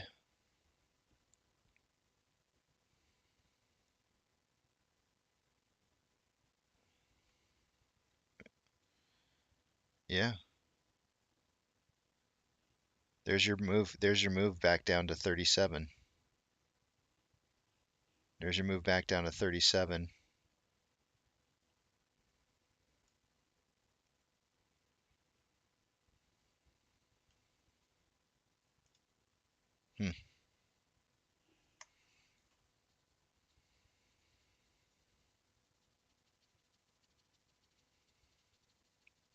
Thank you, Doctor. Thank you, Monty.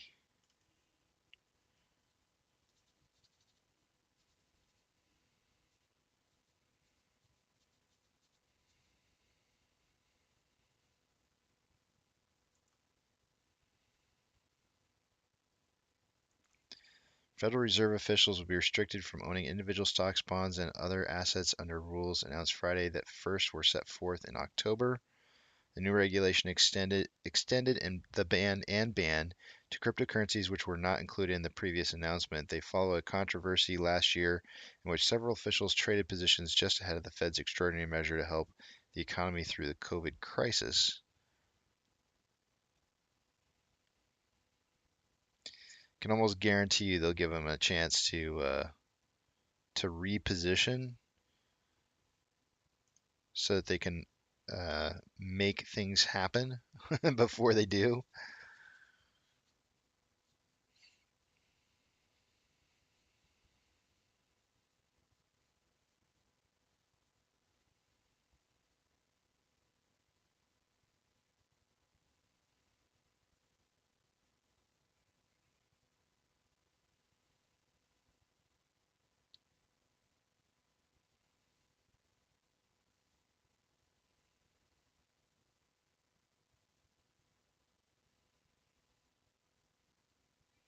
Doesn't look like it doesn't look like it does, ABC.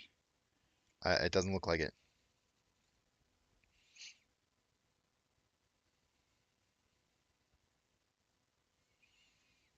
I'm not seeing huge amounts of failure to delivers at this point, Captain. I'm not seeing it right now. Doesn't mean that they're not there though. Okay, I'll check it right now, Doctor.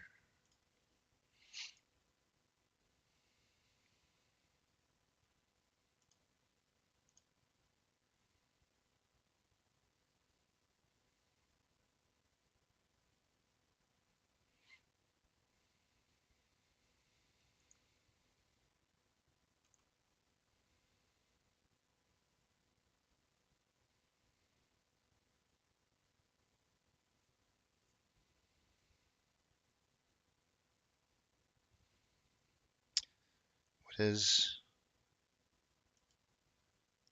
I'm confused. I'm really confused. What is this? What does this mean?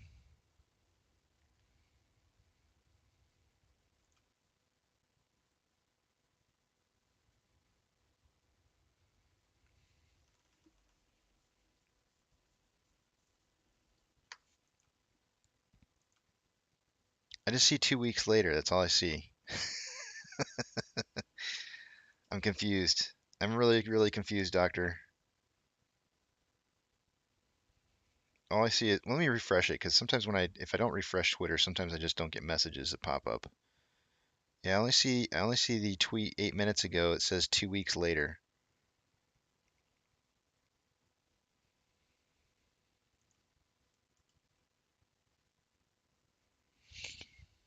2 weeks. Ah, screw it. I'm just gonna put it in here.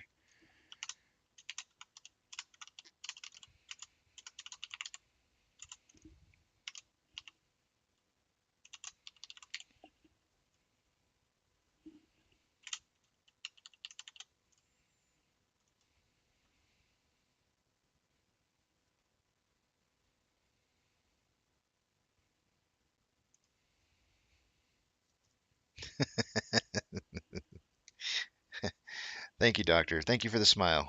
Appreciate it. All right, I'm gonna move this line down here just a tad, just a hair here, just because we did. It does seem like we are kind of breaking out to the next portion. The time between these is 12:21 to 12:48. That'd be 27 minutes.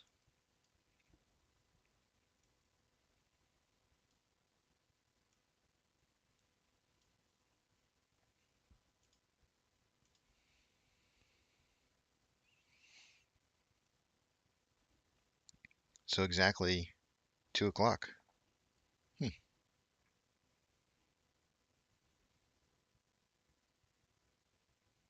Or 1 o'clock for 26 bars. 36 bars. 46 bars.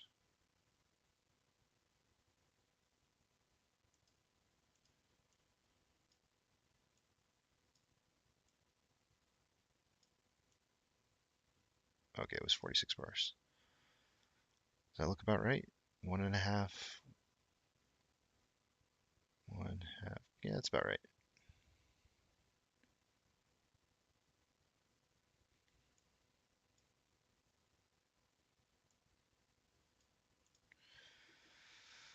All right, if indeed this is like a really like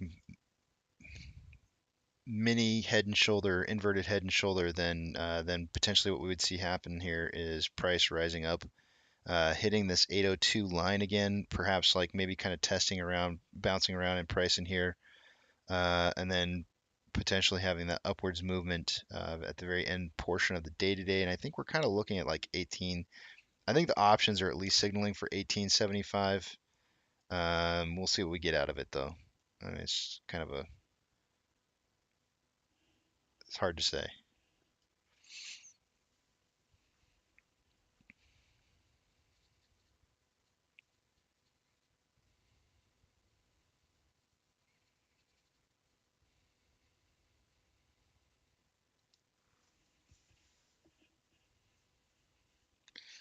Man, I'll tell you what, guys. This guy is gonna show up like real. He's supposed to show up between like 11, I think, and 2, or 11 and 1.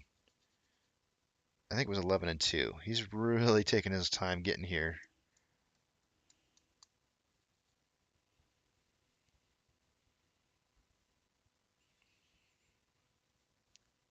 Jeff says Casey, since the squeeze might be Tuesday, do you see this getting into the 16s today, or do you feel they may have more firepower to drop it lower? Just a guess. I know, not financial advice.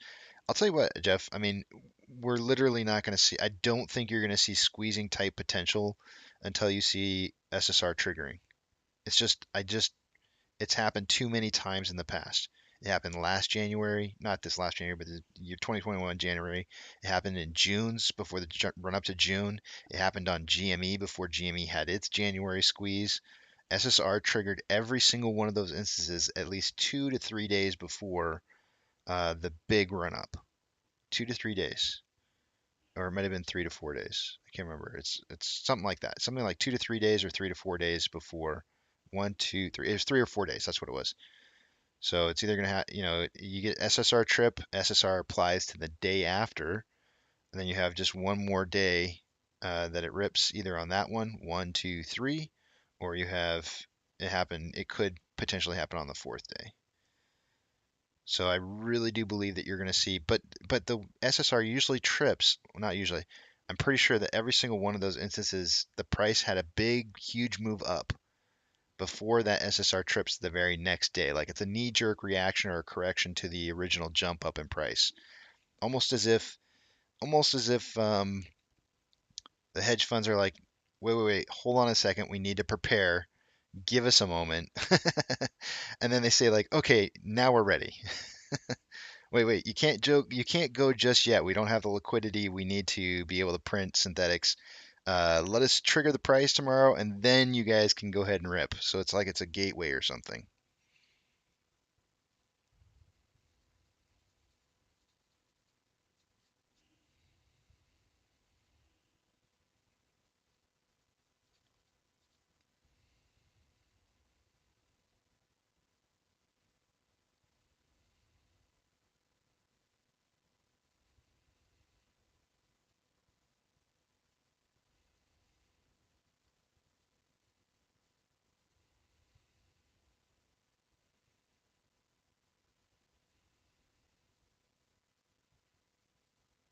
Hey man, I don't know what your surgery's on. I don't even want you to tell us, but I do want to let you know that I hope your surgery goes well.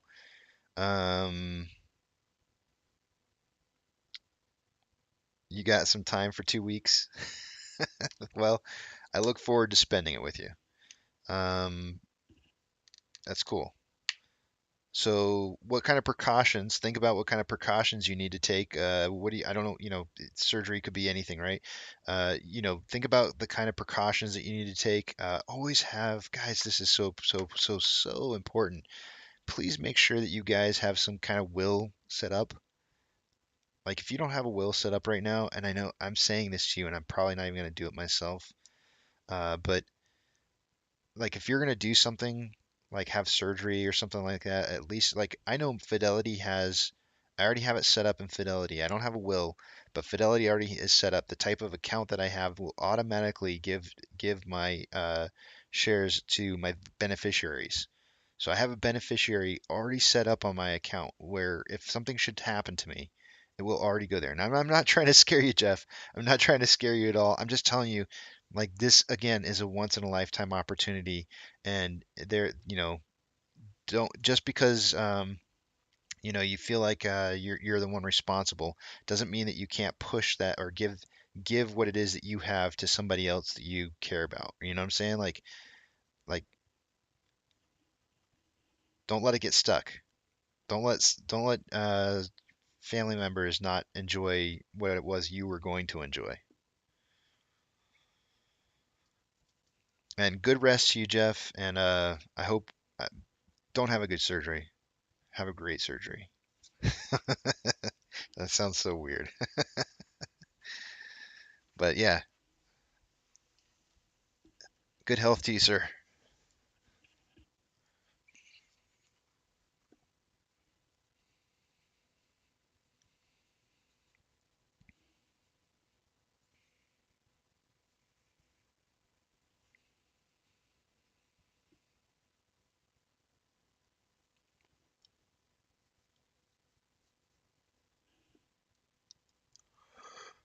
All right, we got about 6 more minutes. 6 more minutes here.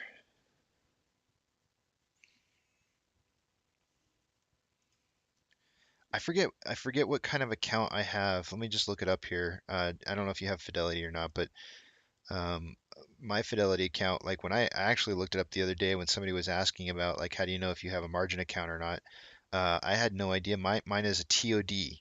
It's an individual dash TOD account, and that's transfer upon death. Oh no, that's not upon transfer. I don't know what the O stands for. Transfer something death.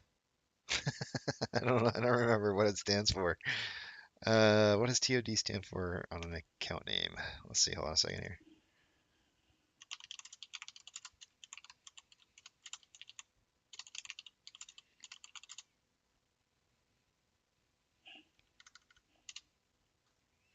Transfer on death. Sounds weird. I don't know. I wouldn't have guessed on. Transfer on death. So, so ugly talking about stuff like that. Ugh. But you got to prepare. You got to prepare for the future. You never know what's going to happen.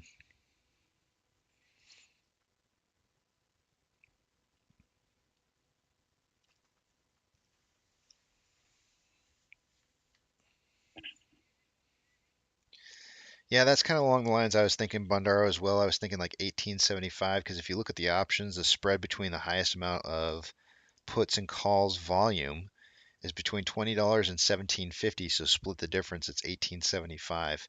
And you know they always love closing the price just underneath 19 or just above 19. So I'm kind of guesstimating that it'll be like 1875 or maybe like 1890, just as a kind of a guesstimate.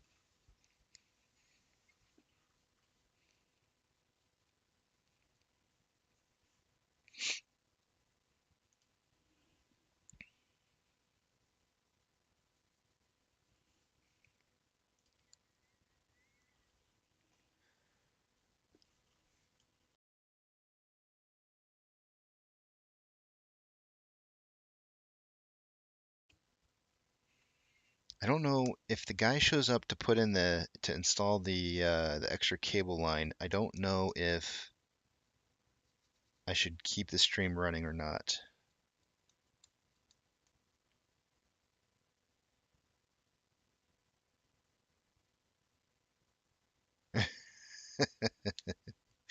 I know that would have been terrible. The stream cuts. Don't have a good surgery. That would have been terrible.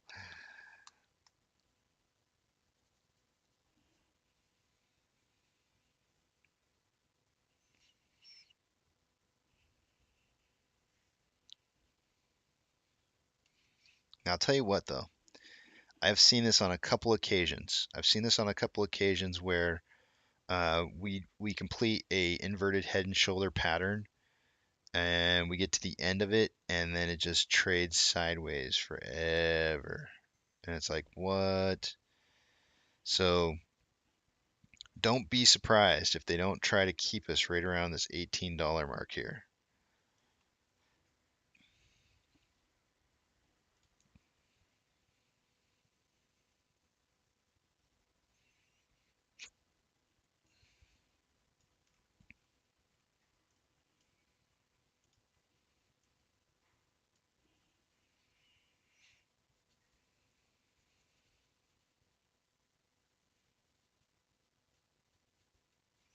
Oh, no problem, Justin. So you say it may rip once SSR is triggered. SSR isn't that low of a price. What about the kitchen sink? So I don't know when they're going to throw the kitchen sink. We'll know for 100% certainty when we see the kitchen sink, because it will be like, if you think this morning hurt, somebody asked this morning, is this the kitchen sink? And I said, no, no, no, no. When you see the kitchen sink, there will be no denying what the kitchen sink looks like. I mean, that thing is going to come flying at you, and it's going to be one of those moments where all just kind of takes our breath away. We'll be like, ooh. It's meant to do that for a reason. Why? Who likes seeing the price go down 40, 50% of something that just reached some new high that you were up to? So that's the idea, is that the possibility is that the price could run up, say, to like $130 like GME did, and then come crashing back down to $60. That would be the kitchen sink. Um, this right here, 5% down in the day. This is no kitchen sink. You'll know the difference. But I feel like the kitchen sink's still out there. Anthony doesn't think that the kitchen sink is out there still, but that's okay. I'm okay with differing opinions.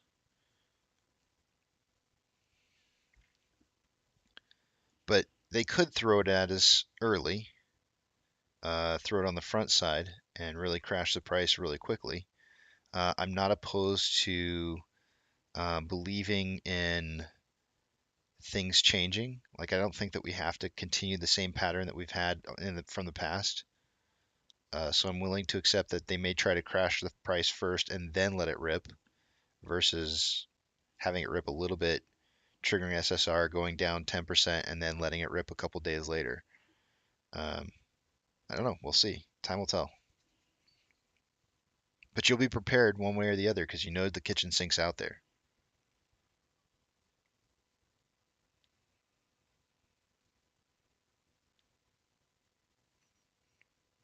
It'll still take our breath away, I guarantee you, Rimtac. Like, I like 100% guarantee you, even my breath will be taken away. It'll be difficult. It'll be very, very difficult for us to watch it drop from $130 down to 60. Seeing something like that happen, it'll be hard to watch it drop from 500 and some odd dollars down to 300 or 270. Those are going to be difficult things to watch. But you have to remember that that's not the indicators that tell us whether this thing is over. Those are by far the price is the least indicator you should be looking at, that lets you know what's happening. Really, it all comes down to volume. It's funny because I'm not going to name the individual, but the individual that I had a discussion with last night did actually mention something about volume as an indicator for knowing that you're on the backside. And I 100% agree. And I think that's great. I think it's awesome that, like, he may have a differing opinion on what he can do with the squeeze than I have.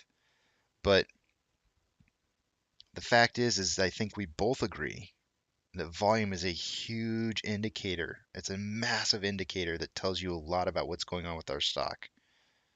It's a very, very big indicator. So as long as we're watching volume and volume's doing what it's supposed to be doing, which is getting larger and larger and larger, then that's what we want. We want to see larger volume continuously.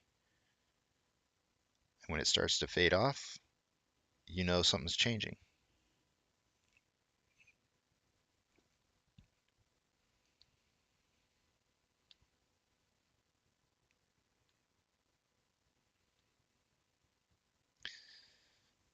Maybe. Who knows, Justin? I don't know the answer. I don't know the answer. I can't tell you when they're going to play the kitchen sink. I really can't. I mean, it's not in my control. But you know the kitchen sink is out there. So you just realize that when you see the kitchen sink flying at you, duck. Don't just stand there and look at it in awe. You just, oh, that was a nice kitchen sink. What else you got? What else you gonna throw at me next? Cause Adam Aaron's over there going like, I got a garbage compactor. I got a garbage compactor and a couple DOJ agents that'd like to talk to you.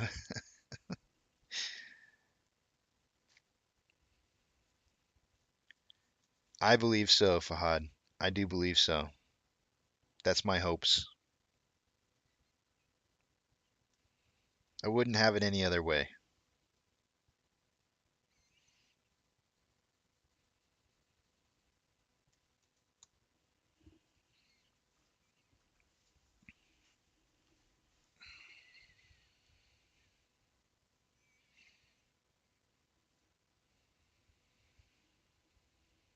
Oh, it's past time. I just realized what time it was.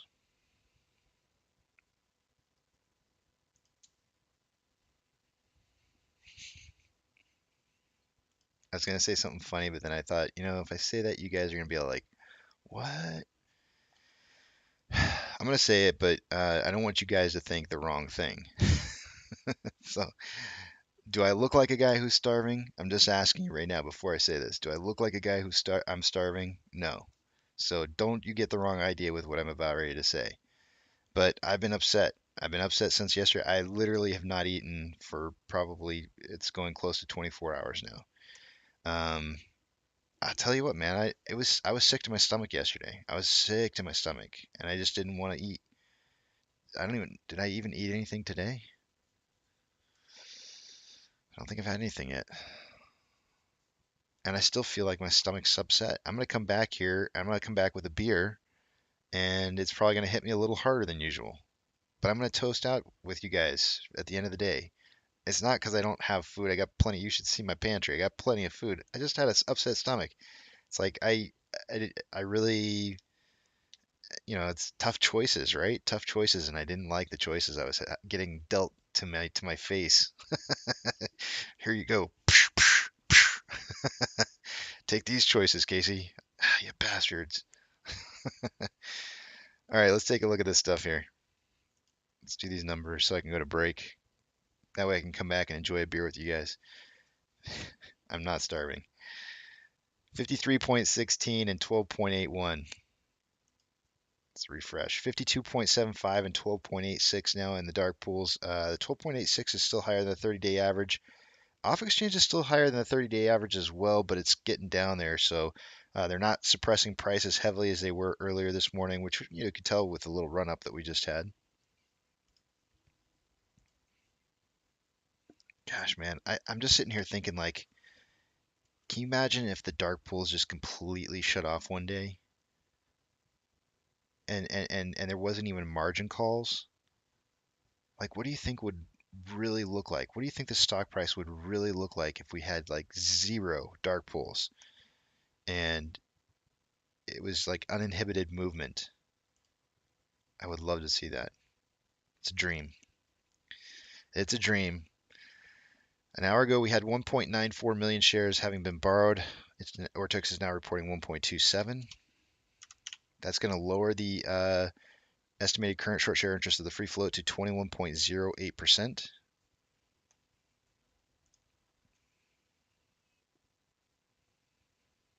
Moving over to options.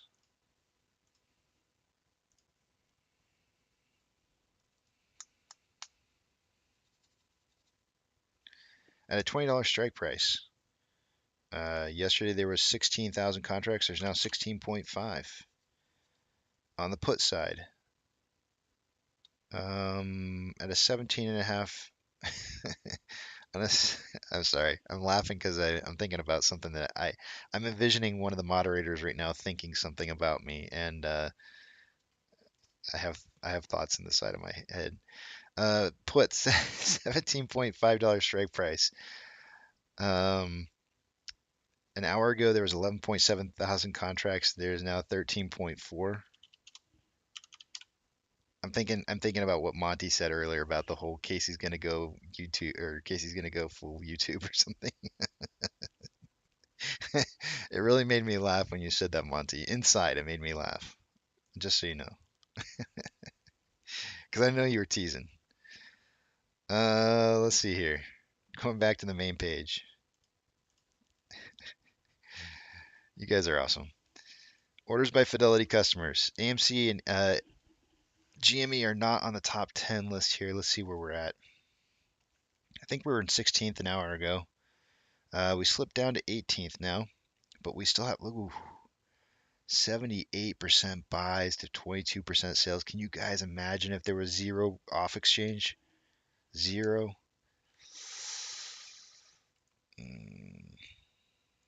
That's pretty juicy. That is juicy. GME is not on here.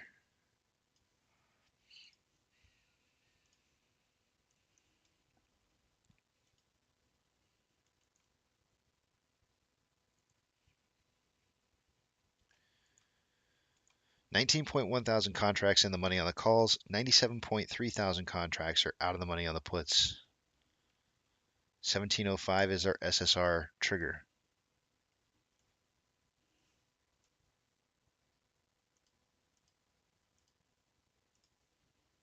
I can't get that up.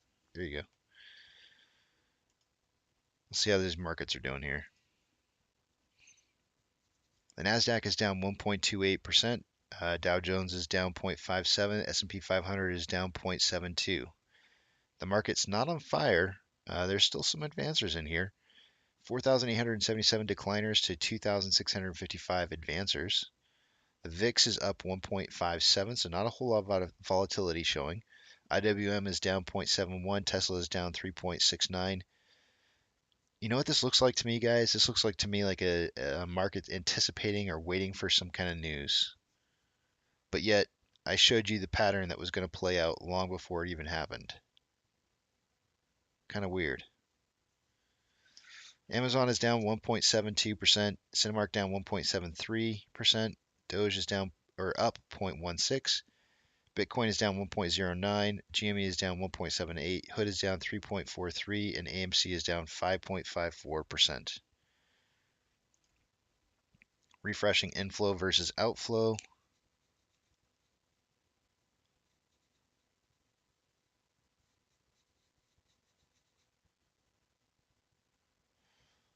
We have about a $6 million difference. It's a little less than that, but about a $6 million difference in outflow, more outflow than inflow. And total shares traded for the day-to-day currently at 24.29 million. Let's see what that's looking like here.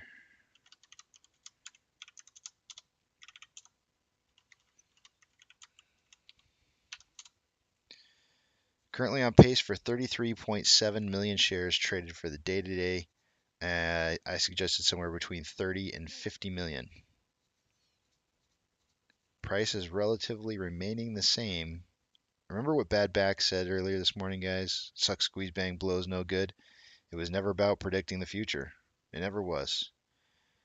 But we're in, according to Suck, Squeeze, Bang, Blow, we are in the bang. And price is supposed to remain relatively the same as volume decreases.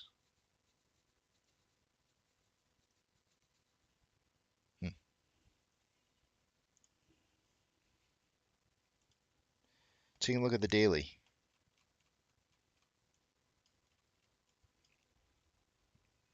More selling pressure than buying pressure with an RSI of 45.42.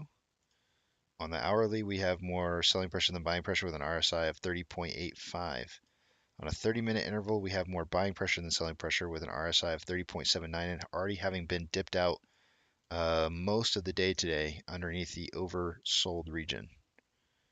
On a 5-minute interval, we have more selling pressure than buying pressure with an RSI of 47.65, and it looks like it's about ready to cross over.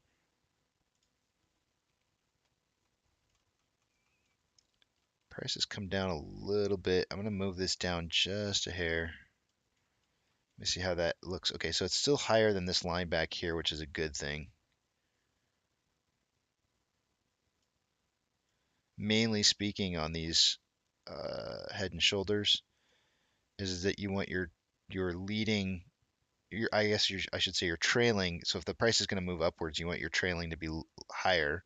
If it's the other direction, then your trailing shoulder should be lower.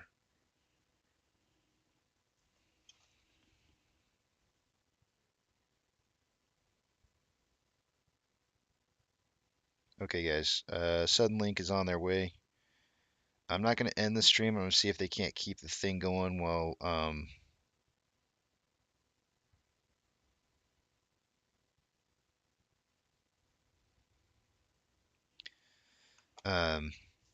going to try and leave the stream going while they're here doing their work. If I have to turn it off, I'll come back and let you guys know. So congratulations on your purchase, Fahad. Congratulations, NC Proud Dad.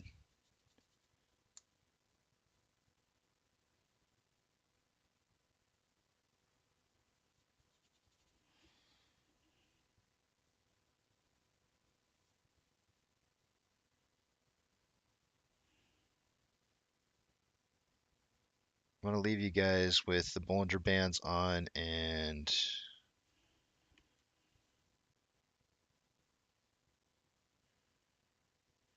but you know what though, Captain? I've said this before. That's all you have to do. That's all you have to do. That's it. You shouldn't feel like bad about only doing one. See, the thing is this is such a bad misconception. Really, really bad. I hate this misconception. The idea that you can only buy one should not be a negative thing in your mind. It should be a positive thing in your mind, right? Why is that? Because you don't have to buy in blocks of 50 or 100 or 500 or 1,000. That's a misnomer. It's a complete misnomer. If you've got the price of a fast food meal for two to put into your favorite stock once per week, that's 52 shares in a single year, more in your portfolio than you had prior. If you believe in your investment, then you do what you think is going to do to help your investment grow. So the whole idea that you need to buy in blocks of like large chunks, nah, misnomer.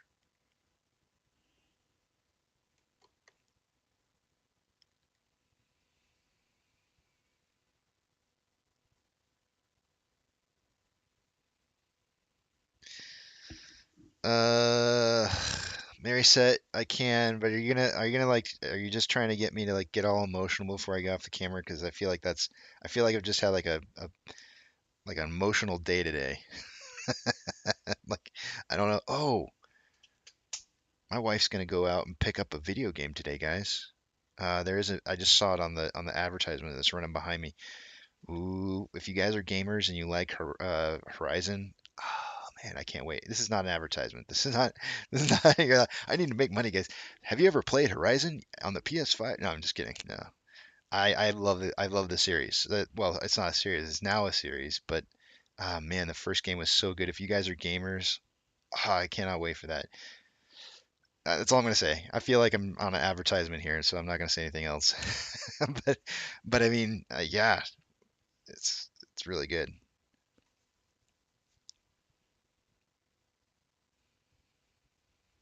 Don't feel bad about not being able to buy more though. It's the wrong attitude. Feel great about the fact that you did what you could do, right? Feel glad about that. That's you did what you could do. That's good. That's not bad. That's a good thing. Be happy, be proud. Stand up. Hold your diamond hands, even if it's just one share at a time. Well, that kind of looks weird in this, doesn't it? Dang, that's kind of cool looking. You can see the image behind it. That is cool. That's how clear that is. It's pretty cool. Hold your diamond hands. Be proud of them. All right, hold on a second here. I'll look at your message.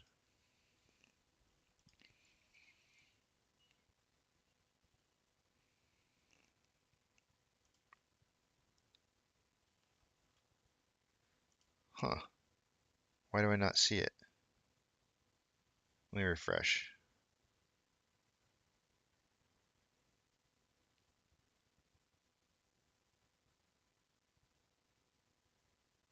I don't see any message.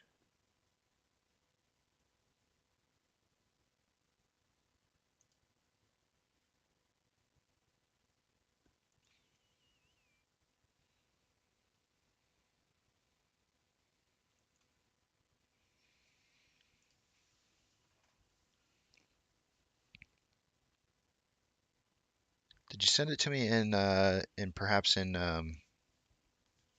Reddit?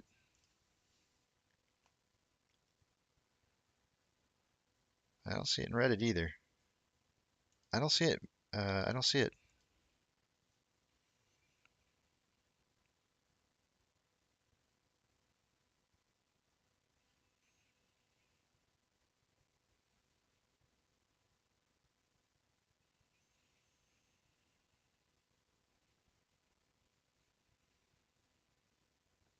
See, here's the other positive thing, guys. This is the part that I'm kind of stoked about. Like, if I can get a job, if I can do a little part-time work, I can buy some more shares. Don't tell anybody I said that. Wouldn't that be cool? I would love to add to my portfolio myself. That would be nice. It would absolutely be nice.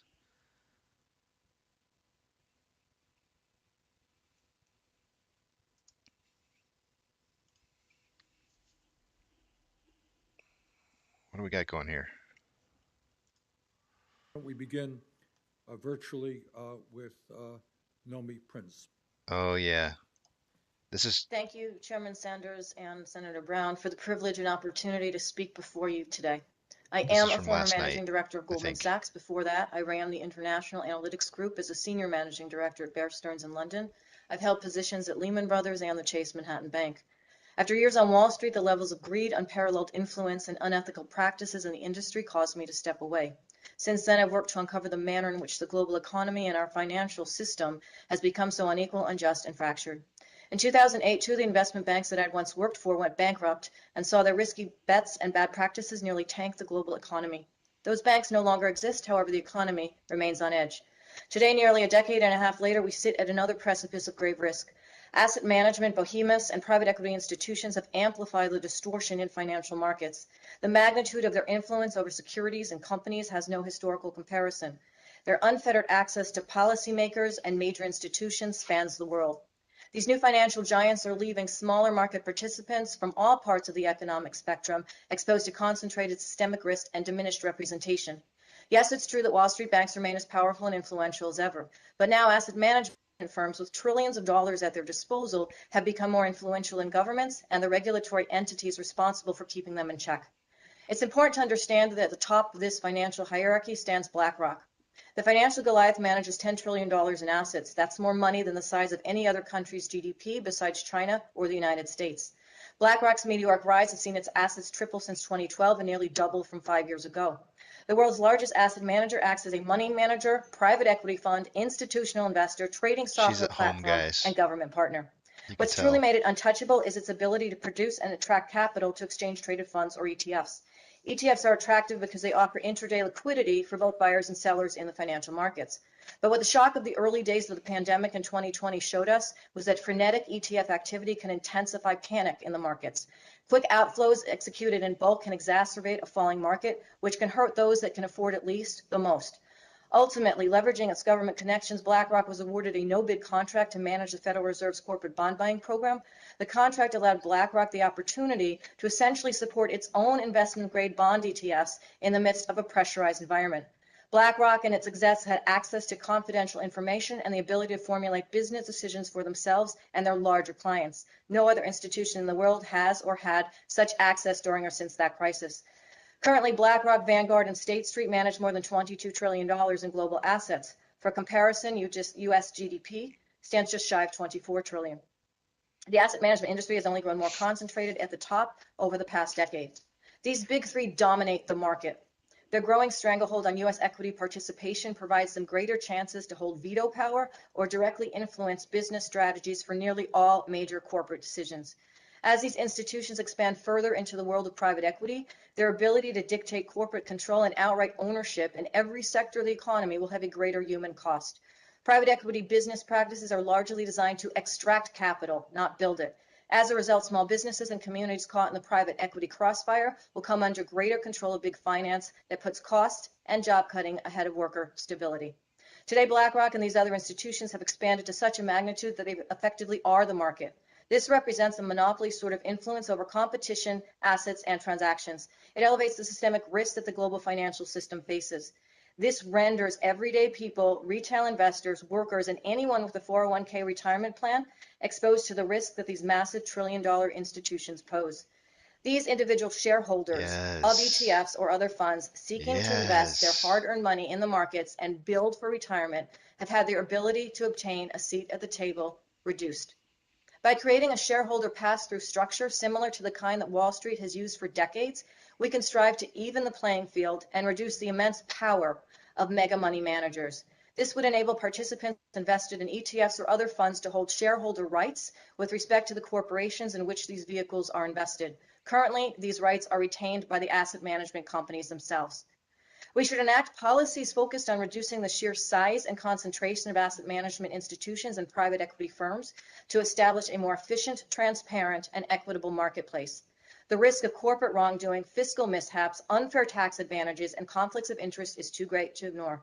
So is the possibility of extreme price movements due to the leverage and trading patterns of these mammoth asset management institutions. Our financial stability and security depends on addressing this. Thank you. Yes, you're beginning to realize, Neo. Do you want the red pill or the blue pill? Yes. I'm telling you guys, I'm telling you, BlackRock, Vanguard, Jane Street, they did it to us.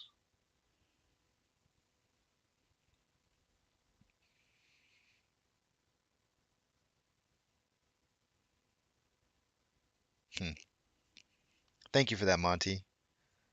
That put a smile on my face on the inside. You can't see, I mean, you can see it now, but on the inside, when she was reading, I was like, yeah, I wanted, it was a cross between a Mr. Burns, yes, and a Lawrence Fishburne. I think his name's Lawrence Fishburne. Hopefully, I'm getting his name right. Yes, Neo. Yes. Oh man, I love it. That was good. All right, let me take a look and see if I can see Mary Set's information here. Okay, I see a message now. It's popped up. What the heck? I don't see the message, Mary Set. I don't. Like it literally said, okay, the guy's here. I gotta go, guys. I gotta run real quick. The guy's gonna come in here and put in the line. So I'll see you guys on the flip side. I'll turn on some music here in just a minute after I answer the door.